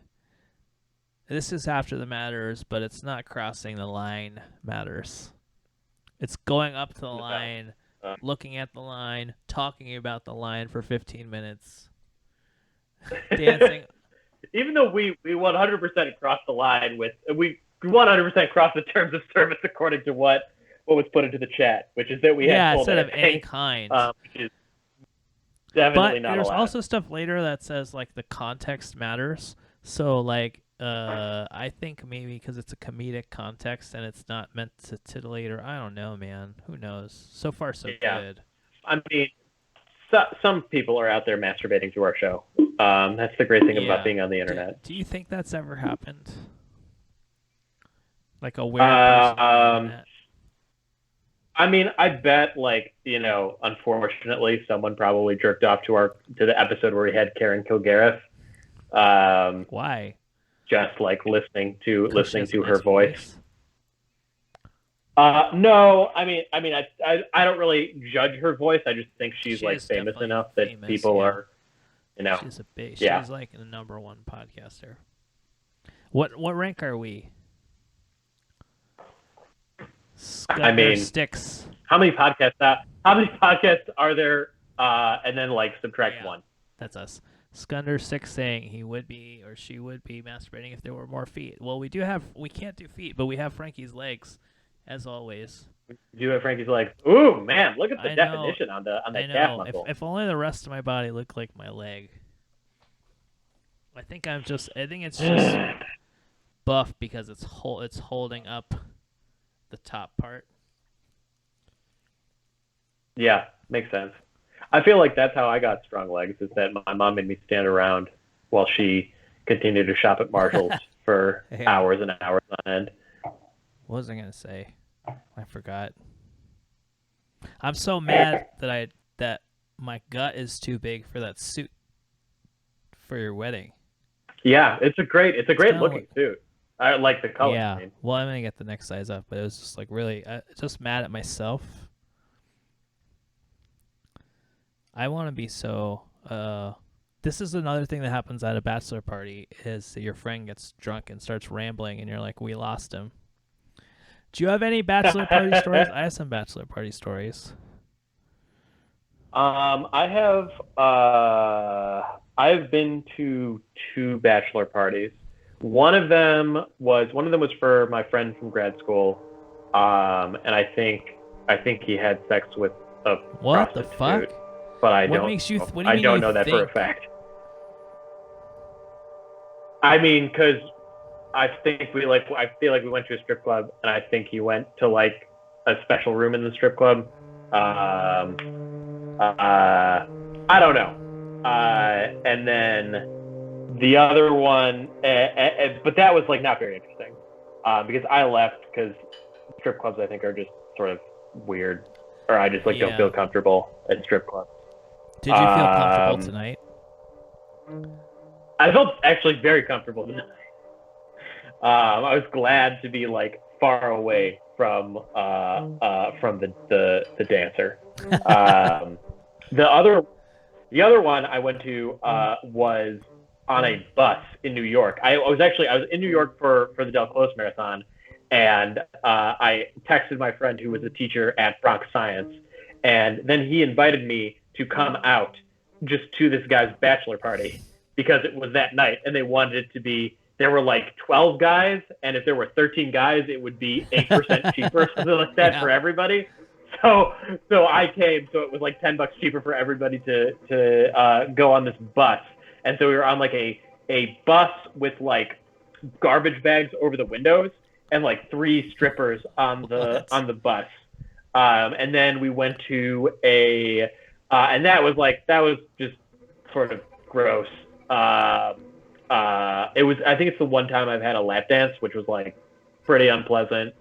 And then we went to a bar that was like Russian/Arctic themed, and like drank a lot. And then I left pretty early and walked back to wherever I was staying for that DCM. So yeah, those are my my bachelor party stories. Yeah. What are my how many bachelor parties have I been to? I've been to a few, but mostly they're like nerdy bachelor parties. Like you didn't like we didn't like go to like strip clubs or and... anything. Like my one friend who will remain anonymous, we went to Vegas for his bachelor party, and he had gotten a black card because his like now wife's family member has an Amex black card, which I guess is like a fancy credit card for like super rich people. So, but he got really trashed, and he would just hold up the black card and try to get in places, and like nobody gave a shit, but he would just like hold it in front of his face. But we somehow there was like, this was when the Cosmopolitan opened up in Las Vegas, when it was like the hippest, newest like casino, and they had like the hippest club in Vegas there, and like it was like us 4 nerds. It was like, there's like no way that we're getting into this club. And so he literally just took $100 bill and put it in his hand and palmed it to the guy, and like wink wink and like shook his hand. And I was like, well, you just wasted $100. But the guy let us into the club, and we skipped the line. It was crazy. It worked. Cool. And then it was miserable because we had to be in like in like a shitty Las Vegas club, which is not my deal. But inside they had like dealers dealing blackjack. There were like women in bikinis, like really small bikinis, dealing blackjack, and he got really trashed and wasted. And so this one very well endowed dealer kept dealing in blackjack, and every time he would win a hand, he would tip her like $50 or something. So like by the end of the night, he had lost something like $800 or $900. Like he won at blackjack, but he tipped her so much money every time he won that he had lost like $800 or $900. And I didn't realize that he was blacked out. I just thought he was having a good time, and I was like, let him have a good time. But he had no memory of playing like 2 hours worth of blackjack. In a club, in like a dance, ostensibly a dance club. Yeah, it was in a club, and we also went to the nude pool or something like that. I didn't realize. Yeah, there's a nude existed, pool but... at one of the casinos. Something was wrong with our room, and he complained, so they gave us tickets to the nude pool, which like that's a disaster. I don't want to go to a freaking nude pool. But there were naked people there, and we just hung out in a pool with naked people. That was about as scandalous as it got.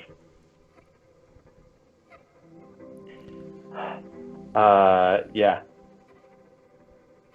It's not. I don't know. It's not fun. Don't like. I'm glad I don't have to like try to make myself have fun in that way. Like the pandemic has precluded like any trip to Skin Gentleman's Lounge, which is mere blocks from my home, or anything else.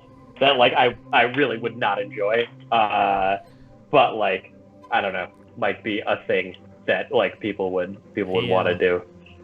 There's no strip club near your new place. That's good. Yeah. I mean, yeah. Which seems crazy. It feels like there should be like like the Portland type strip club should open in Silver Lake or Los Feliz or whatever. There is, because my buddy Andy used to live like 2 blocks from your new house. There's a house that exploded because they had a meth lab in the basement on Sanborn Avenue. I have to ask him which house it was, but the house exploded, and it was because they had a meth lab in there. This was maybe like 5-6 years ago. That's amazing. There in the disclosures, because we signed a bunch of this is escrow matters. We signed a bunch of papers today, or not today, but like this week. One of them confirmed that there was no meth lab in the house. Oh, really? Yeah, there's like a specific meth lab disclosure that they give you. So that's hilarious to know that it's a meth lab or was one in the neighborhood. Like, if you make a right on Sanborn, it's like halfway up the block to Sunset Drive over there.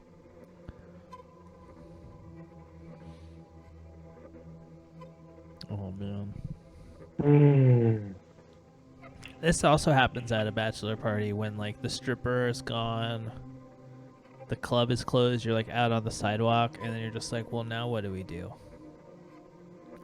Yeah. We go to the chicken and rice joint. We go to what's that place in Las Vegas? Cyan, the really good Thai food place, I think it is. Vietnamese food place. There's a famous place that's really good in Vegas. My friend Michael's bachelor party, and he's now divorced. That's a trip. That's a trip going to a wedding when the people get divorced. I don't see that in your future. What do you mean? What do you mean going to a wedding? Well, you go to the wedding just and you're the retrospective view of like what was going on. Well, no, at the you time. go to the wedding and you're like, oh, this is beautiful. Like I cry usually at a wedding.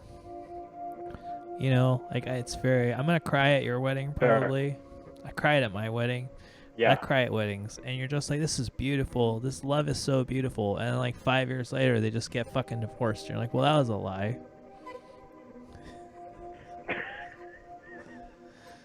Well, that's like, thank you, Gaming with Cayman saying happy bachelor party. That's right. This is after the matters. Thank you.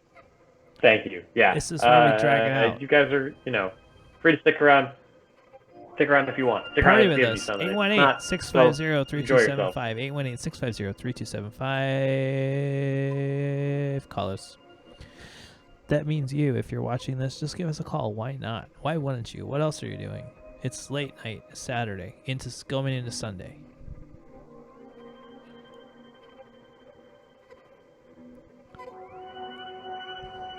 A lot of planning went into this show. Clearly, I mean, and it shows.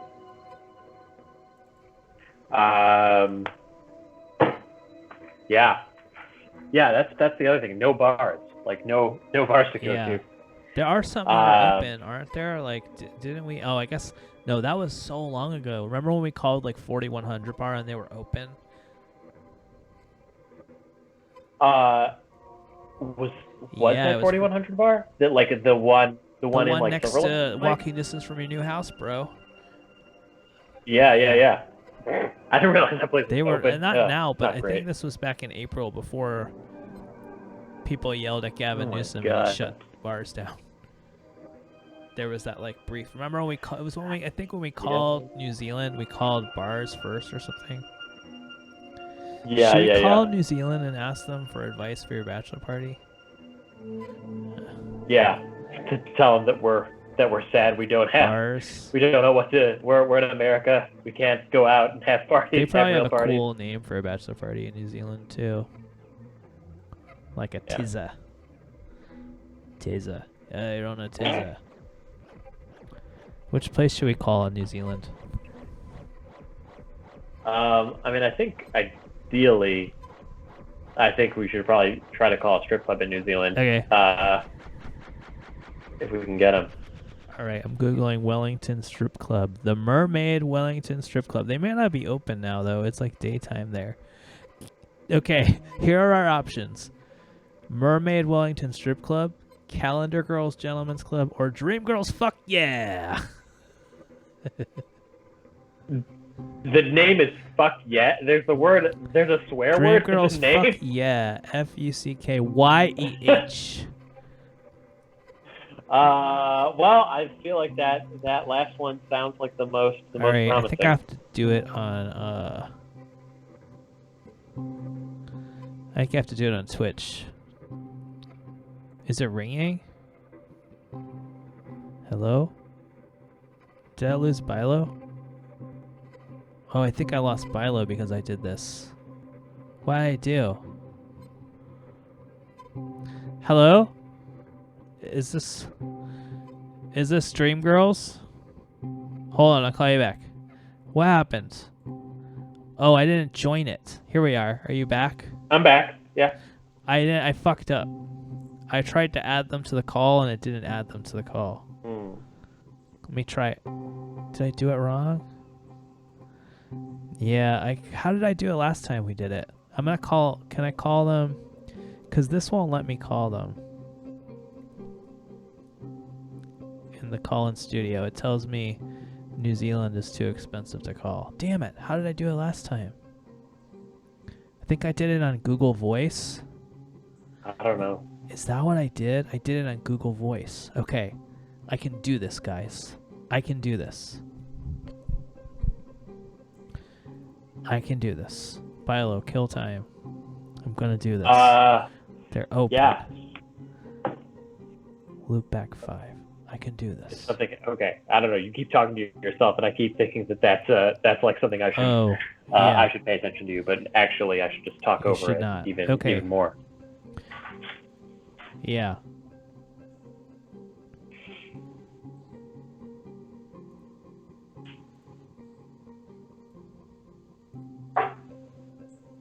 Okay. I'm working on it. Okay. This is so... Audio input. Oh, this is so exciting. Alright, here we go. This is great. Okay. Now I think I can call on Google Voice and it should work. Alright. This is so exciting. We're gonna call them back. Hi, Frankie. Yep, that's me. Alright, I'm entering it in. Why isn't that working? Do I have to do plus?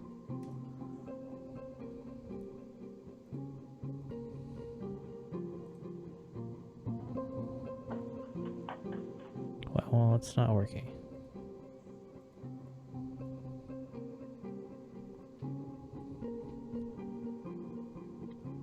Well, you know the top just on browsing Twitch, and the top podcast and talk show only has 303 viewers right now. Yeah, that's what I'm saying.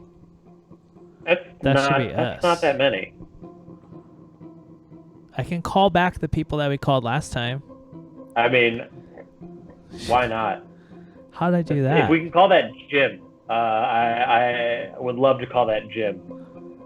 Let me see. And apparently we are like number 6 or number, I guess 1, 2, 3, 4, 5, 6, 7. We are 7th most popular podcast on Twitch right now. We are? Yeah. After Weza News Live, Weather News Live, which is in Japanese, which has 300 people watching. Hell yeah. And Avalon TV House Party. Avalon PP House Party? With 150. And then a couple with 50. And then we're pretty close. Where? Damn, it tells me I need to get a Google Voice number. Am I signed into the wrong account? The one we're just ahead of is Trash Boat Podcast. 100 follows and I'll call one of my exes. Yeah, baby. All right, hold on. All right, it's letting me do it now. I had to switch accounts or some shit like that. All right, Dream Girls. Fuck yeah. Oh, now it's not letting me call that one? God, this must be so. Here it is. Here it is. All right. I hope this works. This call is being routed by Google. The cost of this call is Hello? 10 cents per minute. You have 1 minute of talk time to this number. Did you hear anything? It says 10 cents per minute for this call. Is that what it said? Yeah. I didn't hear it. Are they talking to me? No. Can you not hear anything? No, I don't hear anything. Well, that's cool. Oh, you know what it is? There it is. Hello? No, they're not answering it. I'm gonna call him back again. I think I clicked the wrong thing or something. Is it working? This call is being routed by Google. No, I can't hear it. You hear that? No, I heard it ringing. Wait, why can't I hear it? It's not on right now. Why can't I hear it? You can hear it though? I mean, I could, but I can't hear it now. Oh, aha. That's what it is. Oh no, I'm too drunk for this right now. Okay. Should I call one more time? I don't think it's one more shot. Alright, it's probably not gonna work. We could not complete your call. Please try again. Other duck's got a question. I would love to hear it. Sounds like it's gonna come through the chat. We'll see. Well, I'm trying to. I don't know why that didn't work. Disappointed. So other question is, what is one thing that I'm going to miss about single life and one thing that I won't? I mean, I have been, not single for a long time. I think the thing that I will miss about single life, or like the life of being not single and or not like married, but also not in a relationship, is just dating. I enjoy first dates. I went on. I was app-based dating gets shit on a lot, but I thought it was fine, or like a fine way to meet people, especially like working in a field that is like mostly male. Like it was, and like not super wanting to date other comedians. I feel like it's a good way to meet strangers, which is like a good group of people to date generally. So I enjoyed like app-based dating, and like especially going on first dates. So I think that's something that I'll like miss, because I just thought it was fun. Something I won't miss about it is just like the large, like the feeling of rejection, I suppose. Like when there are times when it feels like you really can't get a date, even though it's just like sort of an up and down thing, and that I am glad to put behind me. But yeah, so I guess those are things that I'll be sad about, and that I'm happy about. But like really, like I have been not single for more than 3 years at this point. So I think I've felt that way for a long time. It's not like there's like much of a shift right now. It's a good answer. I'm so fucking hungry right now. Yeah, should we order some calamari? What? Is that what you want? Oh, that's what we would do at a bachelor party. That's what you're saying. Yes, that's what I'm saying. My going away party when I moved out from New York City, I was so fucking trashed, and this guy Ryan, who's a good guy, I haven't heard from him in a while. He lived near me in Brooklyn. He was like, "All right, I'm gonna just take you. You gotta eat food." So he took me to this cool French restaurant, and I had a giant plate of escargot. It was so good in like butter. Oh my god! And then I got in a cab, and we dropped me off at my apartment, and then I puked up every piece of escargot on the sidewalk. Yeah, I mean that sounds like exactly what was going to happen. Yeah. The terrible drunk food. It was like they looked the same on the sidewalk as they did on the plate. Other Duck saying he will order some food, Bilow, for your bachelor party. Very nice. That's cool. I would take some like carne asada fries. Oh baby. I wish I could eat that. You can eat the carne asada. No. Vegan, brah. That impossible carne asada fries. Impossible carne asada. You know, I go to this Mexican place. It's called Next Mex Express. It's near my house. It's so good. They have this carnitas. Yeah. Every time I eat it, I'm like, I'm literally like suspicious that it's just pork. It's weird. Is it jackfruit? I feel like jackfruit has been used for carnitas for a while. It's not. It must be soy or something, but it like looks like carnitas, and like in the context of like a burrito or a taco, you cannot tell. Like I have to literally like take it out and like look at it. Yeah, you're gonna have to give your address in the chat, Michael. Yeah. Give your address publicly so that he can send you food. My God. I'll be fine without the fries. Thank you though. I'll leave it on the pack. I'm hungry. What's open? Nothing's like open now. That's true. That is like a big pandemic issue, right? All right. Other Duck saying down. if I message them the address, then they'll send it. I'm gonna do that. Wait, what's your apartment number? 204. 204. All right, guys. Now Google a bunch of apartment buildings and see which has a 204, and you'll guess which one is Bilow's. That's right. I mean, it certainly narrows it down by a lot.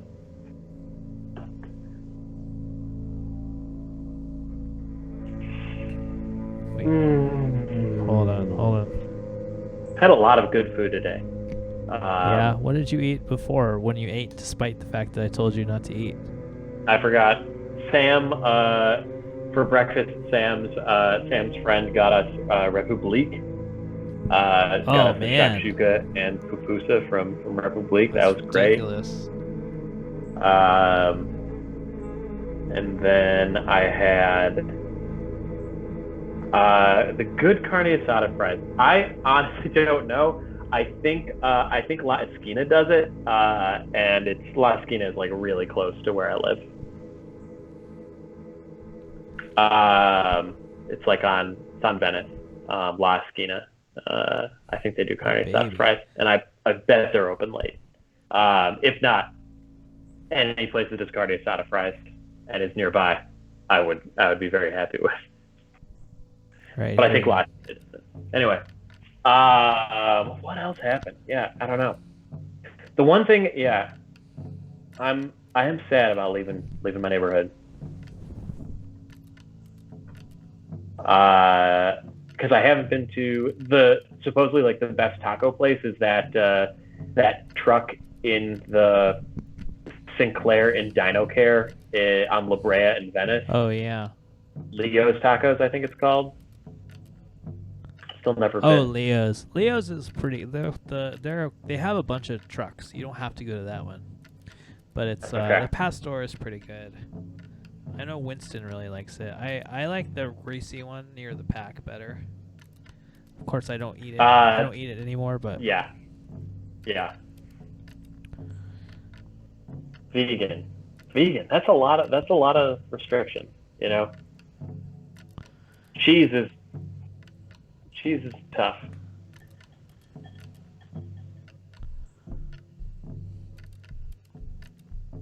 Cheeses, there's okay vegan cheese. It's like $7 for like 8 slices though, or some shit like that. It's crazy. Yeah. This vegan cheese. Have you tried Monty's Good Burger, or is that like, do you just not do that for health reasons? No, I haven't. Where is that? Is that in There's a couple of them. There's one on like Sunset in Echo Park, and there's one in Koreatown, and I think there's one other one, but they are a purely vegan burger. Oh yeah. But it's like $13 for it looks like good. a single burger. Oh, I should go. But it does taste, pretty much like a regular hamburger. That looks good. Ooh, they have a kale Caesar salad. I'll get a burger and I'll have a kale salad. Yeah, but it's also right across the street. The one in Echo Park is right across the street from like a super greasy burger joint, where you can get the same food for half the price.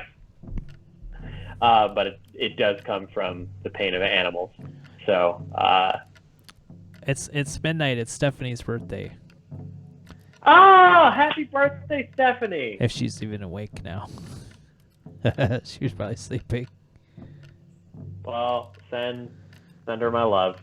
I was so glad that she was able to join us.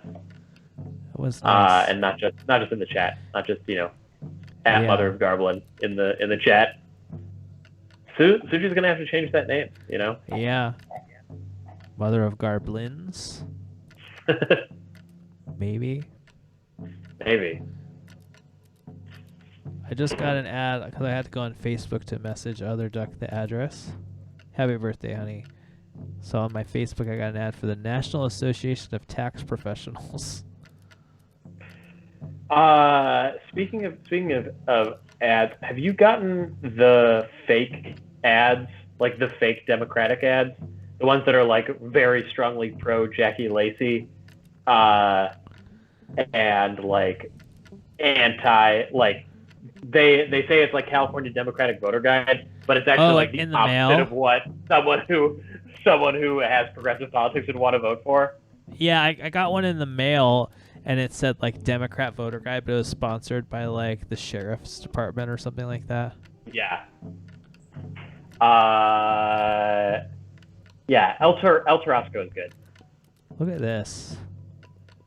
Got our audience. Oh my god, I'm so drunk-ish, sort of.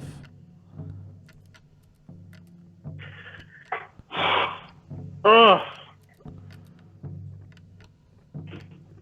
This is a very insane week, or like couple of weeks for. Yeah, because when are you closed on your house?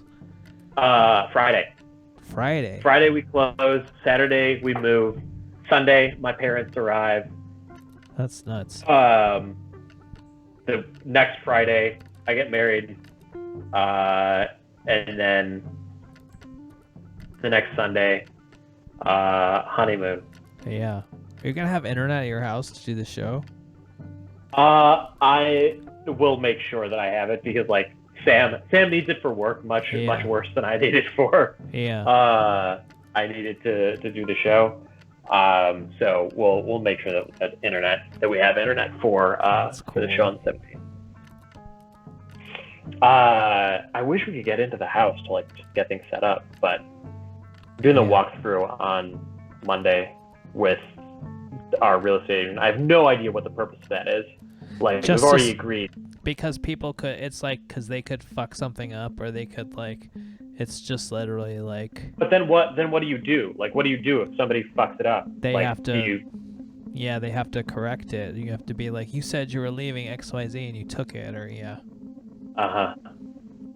That's my understanding anyway. We did ours, and we were in here so often though, because there were so many things to fix and stuff, so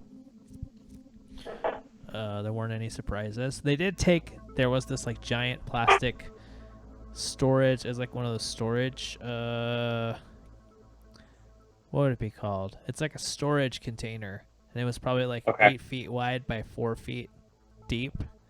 That was on like a concrete pad in the back, and I was like, oh, this is cool, we can use this. But they took it. Which I guess because if it's not bolted down or something, they could take it. I don't know, some bullshit.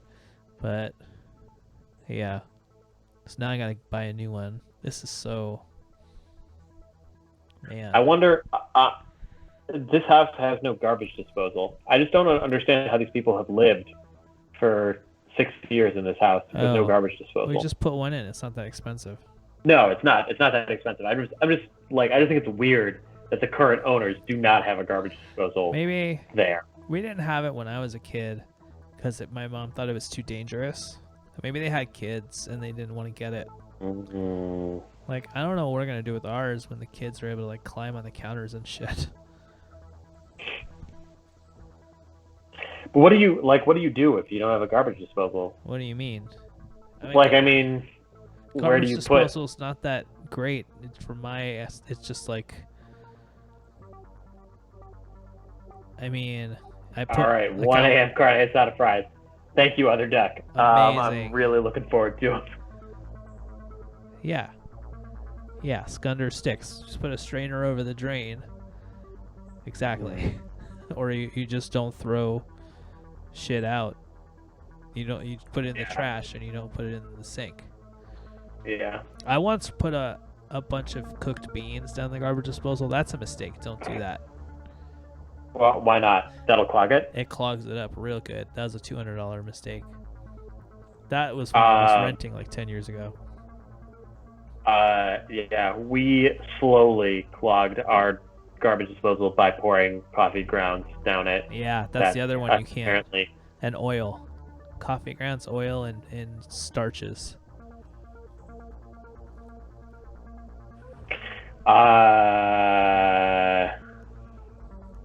Yeah, that's fair. Got to put in a dishwasher air gap. I didn't know what that was, but apparently it's necessary. It's the code. Yeah, you gotta have the air gap.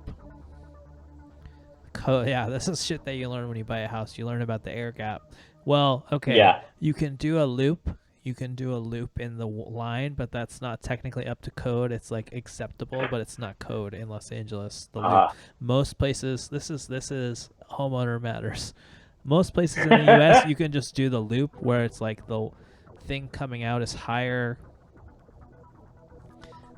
Like the loop goes up above the drain line of the dishwasher, so it can't back up into the sink. But in LA, you have to have an air gap, which is like expensive because you have to drill a hole in the countertop and shit. We don't have one in our house now, and it just backs up into the sink. It sucks. Yeah, we've got to do that, and we want to put in a dog door. Yeah. But that involves getting a new door. Yeah. And that's expensive. Yeah.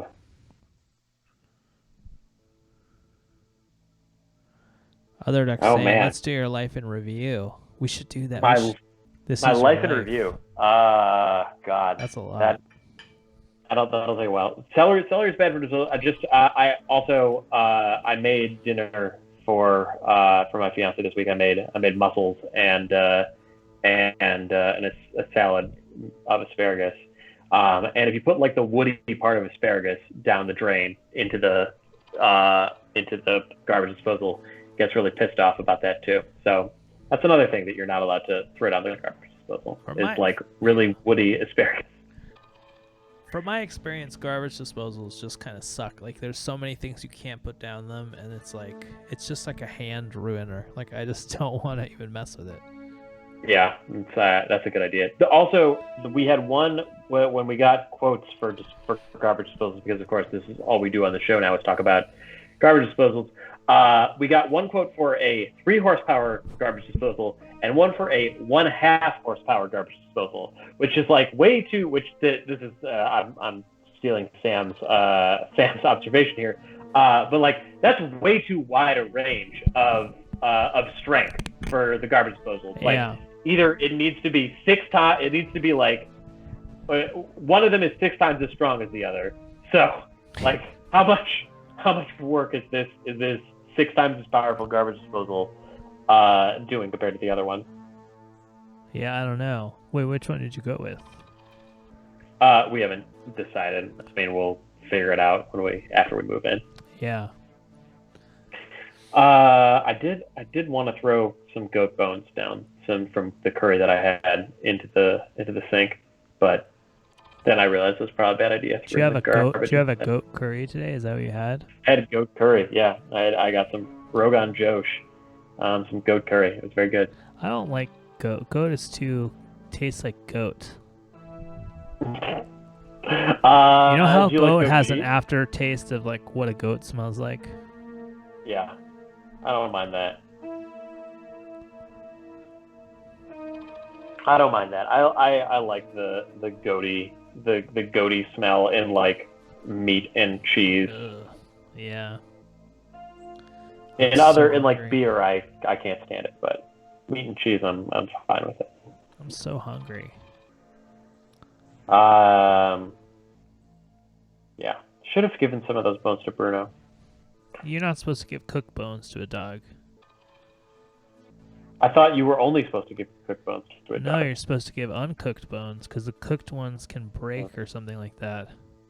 Okay. I think, right? That sounds like the correct thing to do. With I ended up not giving him any bones. The cooked ones get sharp and they can like puncture their insides or something like that. Of course, like if a dog finds like a bone, you're walking on the street and there's like a chicken bone, the dog will fucking eat it. And my dog's never died from that, but they say. I have really taken to like digging food out of my dog's like not so much mouth, but like the back of his throat, and throwing it out of his mouth after he's swallowed it most of the way. And that's gross, but that's how I have to walk my dog to make him not get sick from eating tons and tons of street food.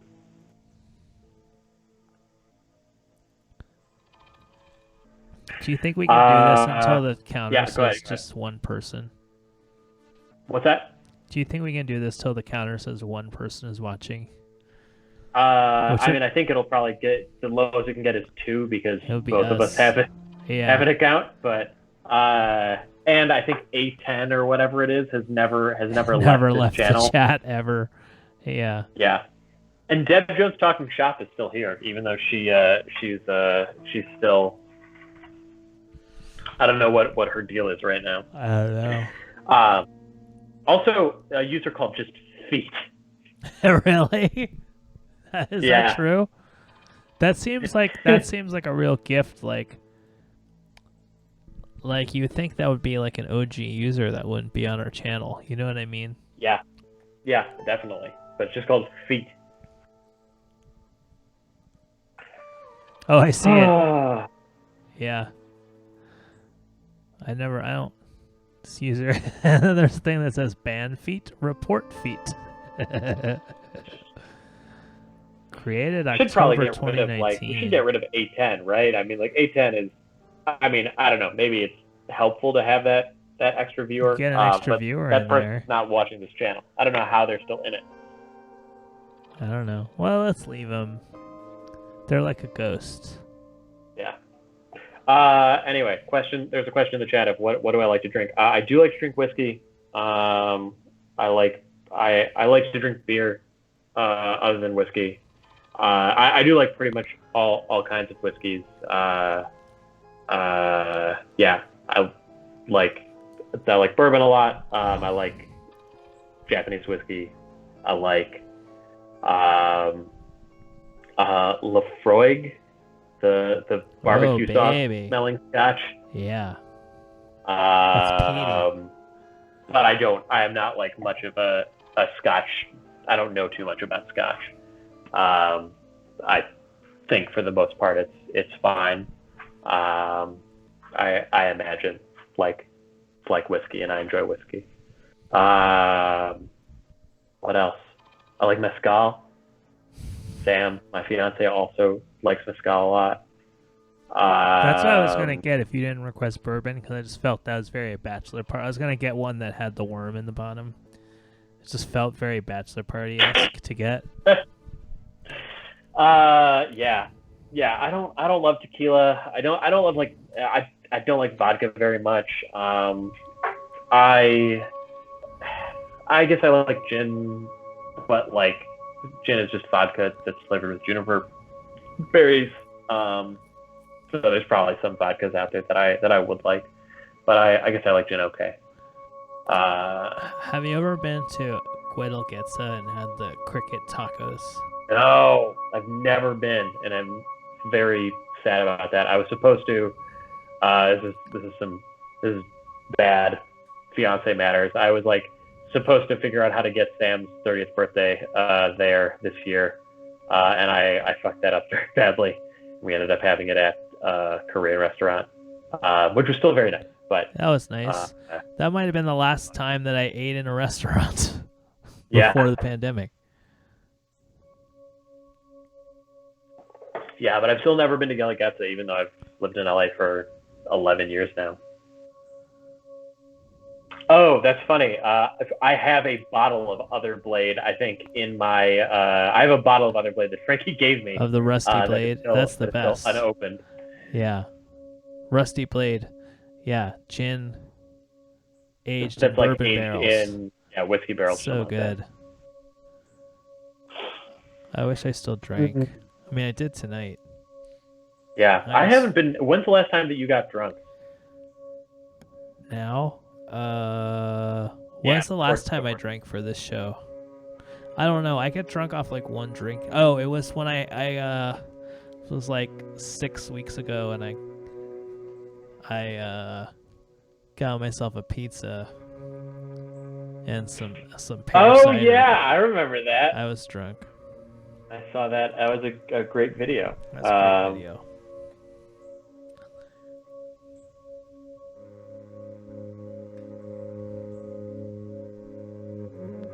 I want that Matt Walsh cameo. How much did he hate the fact that he had to do that? I don't. It seems like a lot. Seems like, you know, the UCB4, as they're known. Which I really hope they didn't promulgate that particular thing. I think it's a terrible way to be referred to, the UCB4. Yeah. I don't know if you read. Do you read the Seth Simons newsletter? He's like a... Not the newsletter. Like, when people post like his article and start discussing it, maybe I'll read it if it has like juicy shit about UCB, but I don't like follow it. Yeah. I like get it now. I like have it emailed to me. And it's just very like UCB. I don't know, like all of these improv theaters that like got big during the teens just suffered from just massive mismanagement, and now are just like exploding. Like, just they're not, you know, they're going away, and not in a nice like slinking out into the dark way. They're like blowing up and like leaving a trail of debris behind them. Like UCB is closing everything except its New York Training Center and like the Franklin Theater or something like that. Wow. And they're trying to sell UCB Sunset, and it's like worth $20 million or something like that. Which I had no idea, but yeah. Is that what they're asking for, or is that what it's worth? That's what they're asking for it, but I mean, I imagine it's worth a lot. But still, they're like blowing up. You know, there's like so little left. Yeah. Well, he was doing a cameo for Joe Biden too, so yeah. So he wasn't doing it for personal money reasons. I'm glad it's going to a better cause than like Matt Walsh's kids' education. Yeah. I felt better about that one. Yeah. Rod Blagojevich, that money is going straight to his haircut. Yeah, he said he's done 1,500 of them, so that's $120,000 that he's made this year off Cameo. Yeah. I read Cameo takes 25%, so he's made $90 grand. Yeah. Just sitting in his room while somebody plays piano in the other room. Somebody plays like some very strange, like pretty sure it was a Bach rendition. I'm pretty sure I recognized it. Is that what Oscar just said now?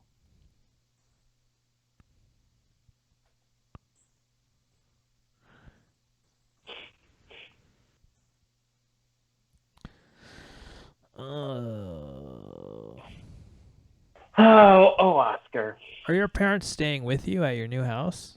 No. So we have our current place through the end of October. I see.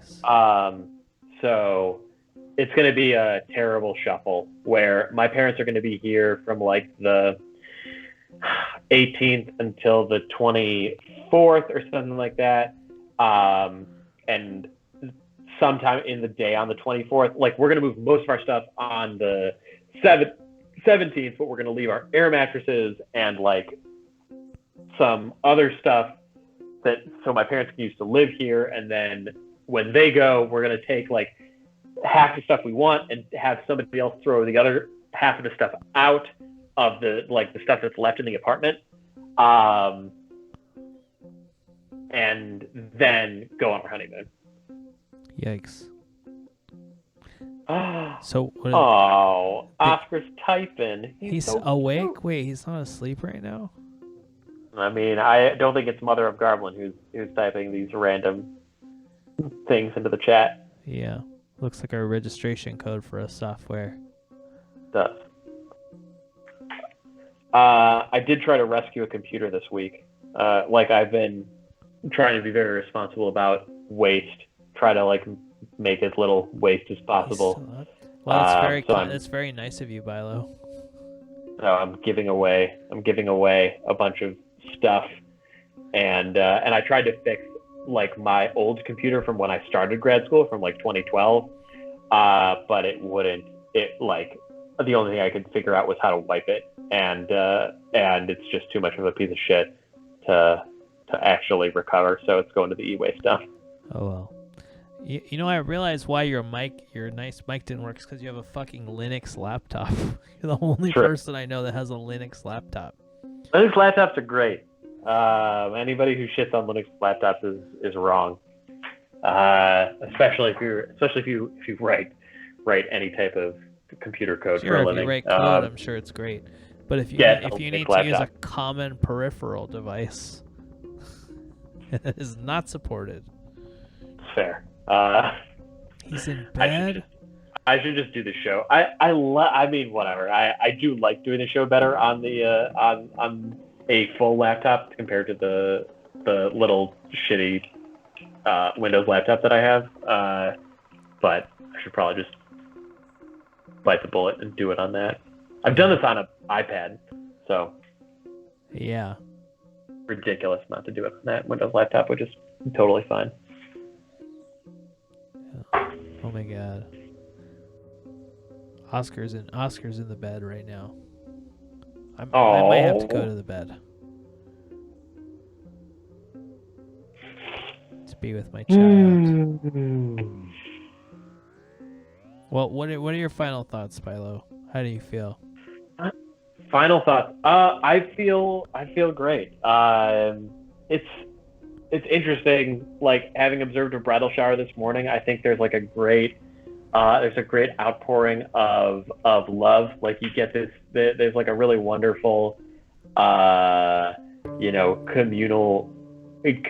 feeling of love. And I think it's sad that men don't do the same thing. I think like a bridal shower is a much better prelude to marriage than a bachelor party where you're supposed to like go oogle like some half naked woman, because like that's the thing you're supposed to miss.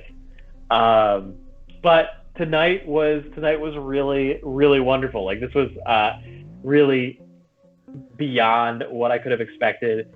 The fact that we had both a dancer and Rod Blagojevich and a furry really completely exceeded any expectation that I had, and like I had a great time and felt very loved. So thank you for putting all that together. I know that was a ton of work. Well, it was my pleasure, and I really have to say that most of the credit goes to Rod Blagojevich, who really hit it out of the park.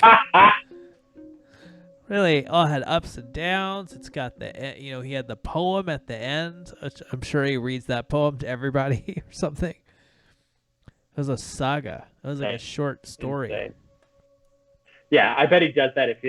I bet he he reads that same poem to like someone who's like bereaved. Yeah. And wants to hear from Rod Blagojevich on the occasion of their bereavement.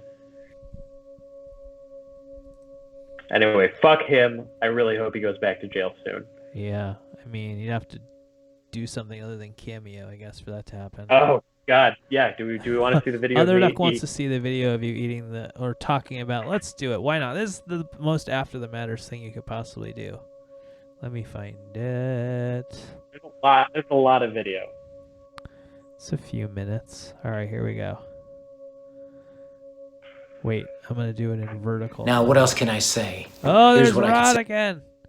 All right, I like this vertical mode. Media source. Here it is. Here's the long-awaited video. Michael Bilow explaining why Shunji is his favorite. Okay, so I'm about halfway through the food and the sake. So I just want to give a little update about how everything's going. Cool. Some of the reasons why I think Shunji is so great. First of all, now this is it's probably because I used my left hand to hold the video because one of the things that I think is I wanted to show it. Shunji, I guess it wasn't upside down in sushi Premiere rice. when I put it in there. It's also called shari, but you can take a look at this. You can see that the sushi rice is a little bit reddish in color. It's because they use this red vinegar that's very, very, very, very delicious. As opposed to like fixed it. A little bit cheaper, like just regular rice vinegar that you'd find at the store. It's really, really good. This surinagashi up here, this is super delicious. I still don't really know what it is, but it's really, really fantastically good. This is made out of some pumpkin with some other stuff mixed in, but really delicious. The beef, I'm not a huge Wagyu fan. I don't really love the amount of fat in the meat. It just doesn't taste particularly good to me. This to me is good, but not totally amazing. But the preparation is really nice.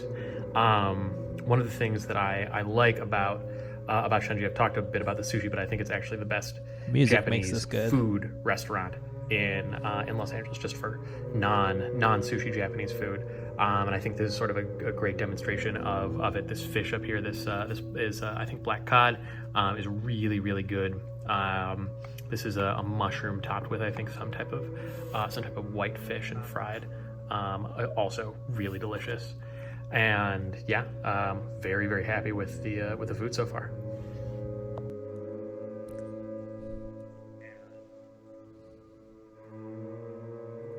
Here it is, the famous sushi video. Yeah. Me being a little shitty food critic. Talk about how good I think everything is. Well, I mean, it's a great restaurant, so you probably know. It is a great restaurant, and I've got very strong opinions about LA sushi. I've done. That was like my one thing that I did. It's like I went to every sushi place that was in a 2.5 mile radius of where I used to live in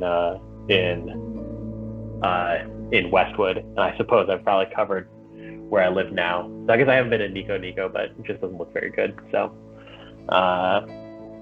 no videos of the uni. I think there might have been cut from that first video, but it was good. I mean, it was just like really. I cut a bunch. Really nice. There's nothing. Yeah, I mean, the nice thing about like uni is, especially like uni sushi, is there's like not that much to it. It's sort of, if you've had it once, you sort of know what it looks like, but it's all you can say is like, this tastes very good, and it did. So I was happy. Strongest LA sushi opinions.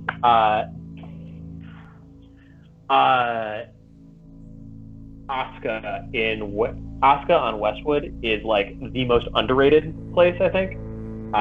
Their sushi dinner for $32, I think, is like the best like price to quality ratio. I think is like that's the highest point of it in LA or really anywhere that I've ever been at Asuka on Westwood. Sasabune, I think, is pretty good. And not super expensive. I've never been. I think Nobu is fine. I'm not super impressed with it in terms of like quote unquote new style sashimi. Umeda on Melrose near Motza, I think is really great. Umeda, I think, is like the other place that I would recommend people go to have like Japanese food in addition to sushi. I think they have a really great kitchen there. Hide on Sawtell is cheap, but one time they gave me really bad sushi, so I've never been back there. What else? Yeah, I mean, I would skip Kura, which is a rotating sushi bar, and there are a couple of them. I would skip Sushi Stop. There are yeah. I mean, that's stop. Maybe that's a low blow to Sushi Stop, but like sushi places, like the difference between getting really good quality sushi and getting like mediocre quality sushi, like the price difference is like 20%. Yeah. Maybe even less.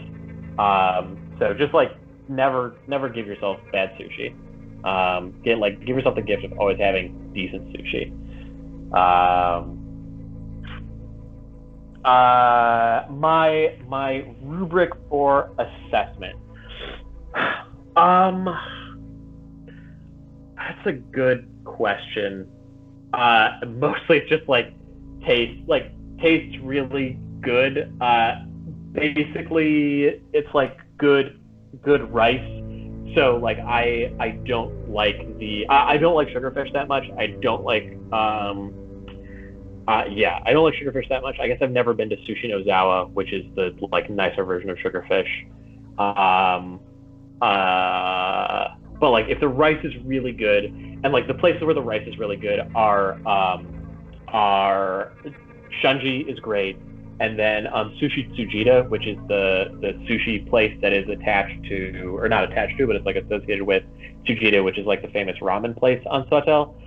Both those two have far and away the best sushi rice that I've ever had anywhere in the world. And if you go for lunch at Sushi Tsujita, their chirashi box is out of this world good.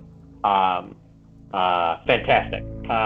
Prize have left the store. Yeah, baby. So I would say yeah, the Tsujita sushi for their lunch special. For dinner, I think they're omakase only, and the omakase I think is pretty pricey. I've never had it.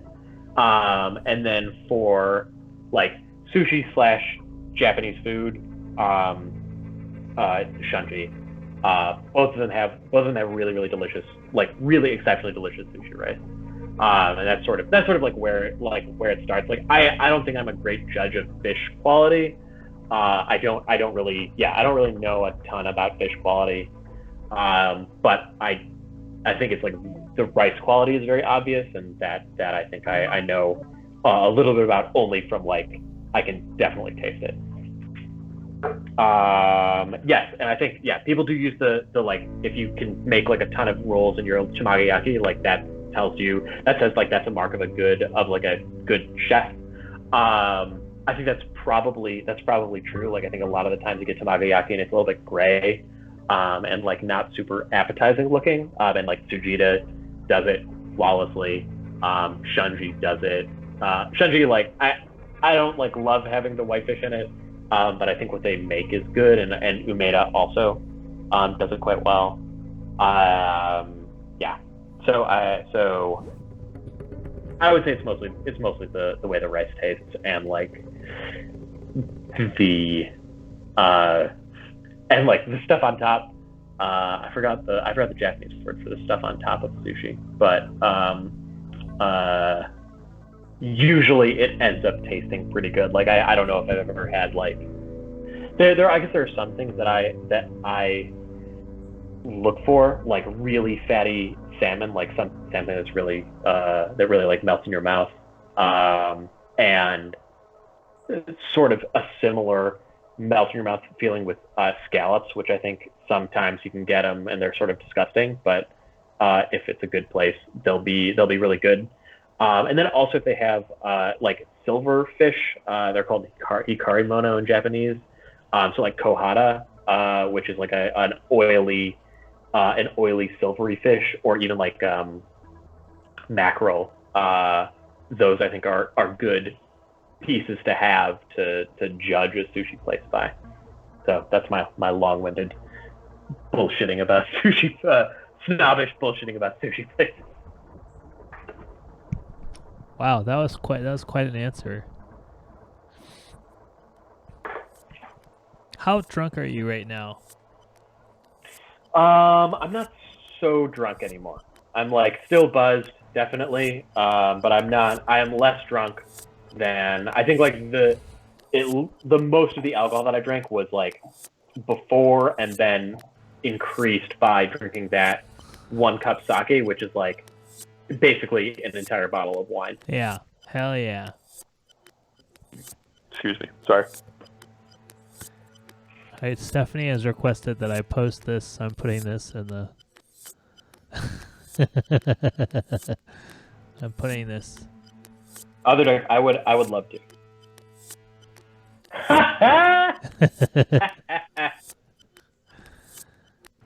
Convert to RTFD format. I don't know. Man, I know that was a typo. Other Duck typed IO, but we could buy IO. IO is for sale. Really? IO and Second City are both for sale. Oh, you're talking about the Chicago IO. Yeah. I thought you meant IO West. No, IO West. Didn't they lease that building? So it doesn't mean anything. I hope so. I hope they destroy that building. What's it on sale for? $12.9 million. For IO? Yeah. Wow. That's too much. It's too much. Wow. 4 theaters, 7 classrooms, 2 event spaces, including the famous beer. I mean, garden. like, who's gonna use it? Yeah. Like,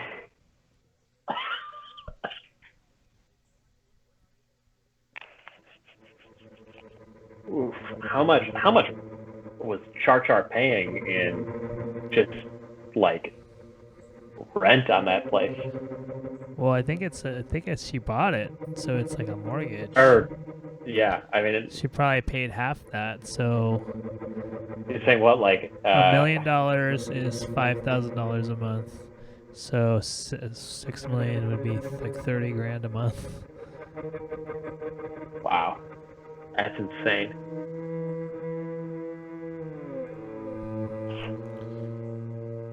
Insane. This is definitely the best bachelor party thread in my honor, and I'm glad that this is my bachelor party. I'm glad that I don't have to have another one where there's these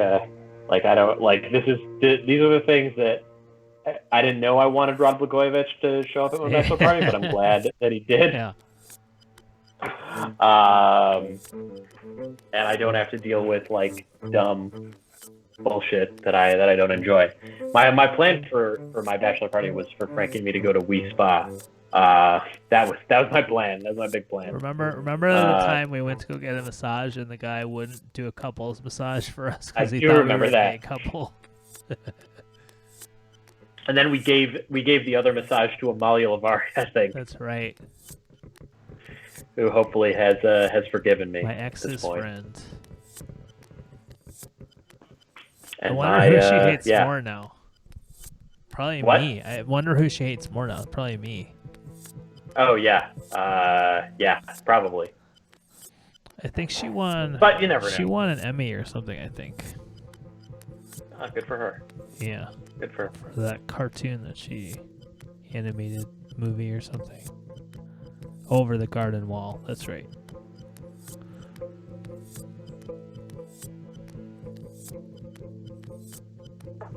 All right, I'm literally about to fall asleep.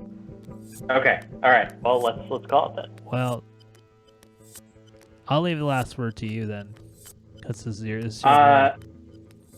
yeah. Thank you everybody for making it this far with me on this day of my bachelor party.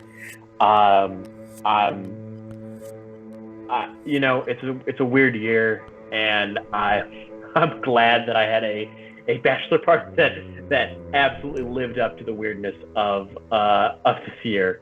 So thank you for sticking around. I'm going to enjoy those carne asada fries when they arrive. And I'll see you guys next week for a presidential debate. That's right. So thank you all. It's a presidential... Yes, that's the X that made you a tie, Charlie. That is right. That's right. Presidential debate. It will be pre-recorded, I think, because none of the candidates can do a late-night Saturday show because they're all old men. We'll have to figure that out, how we're going to pre-record it, but still have a live element. Maybe we'll just lie and say it's live. All right. Well, for those of you who stayed this late, you are in the know. We're going to lie and say it's live. All right. Good night, everybody. All right. Night.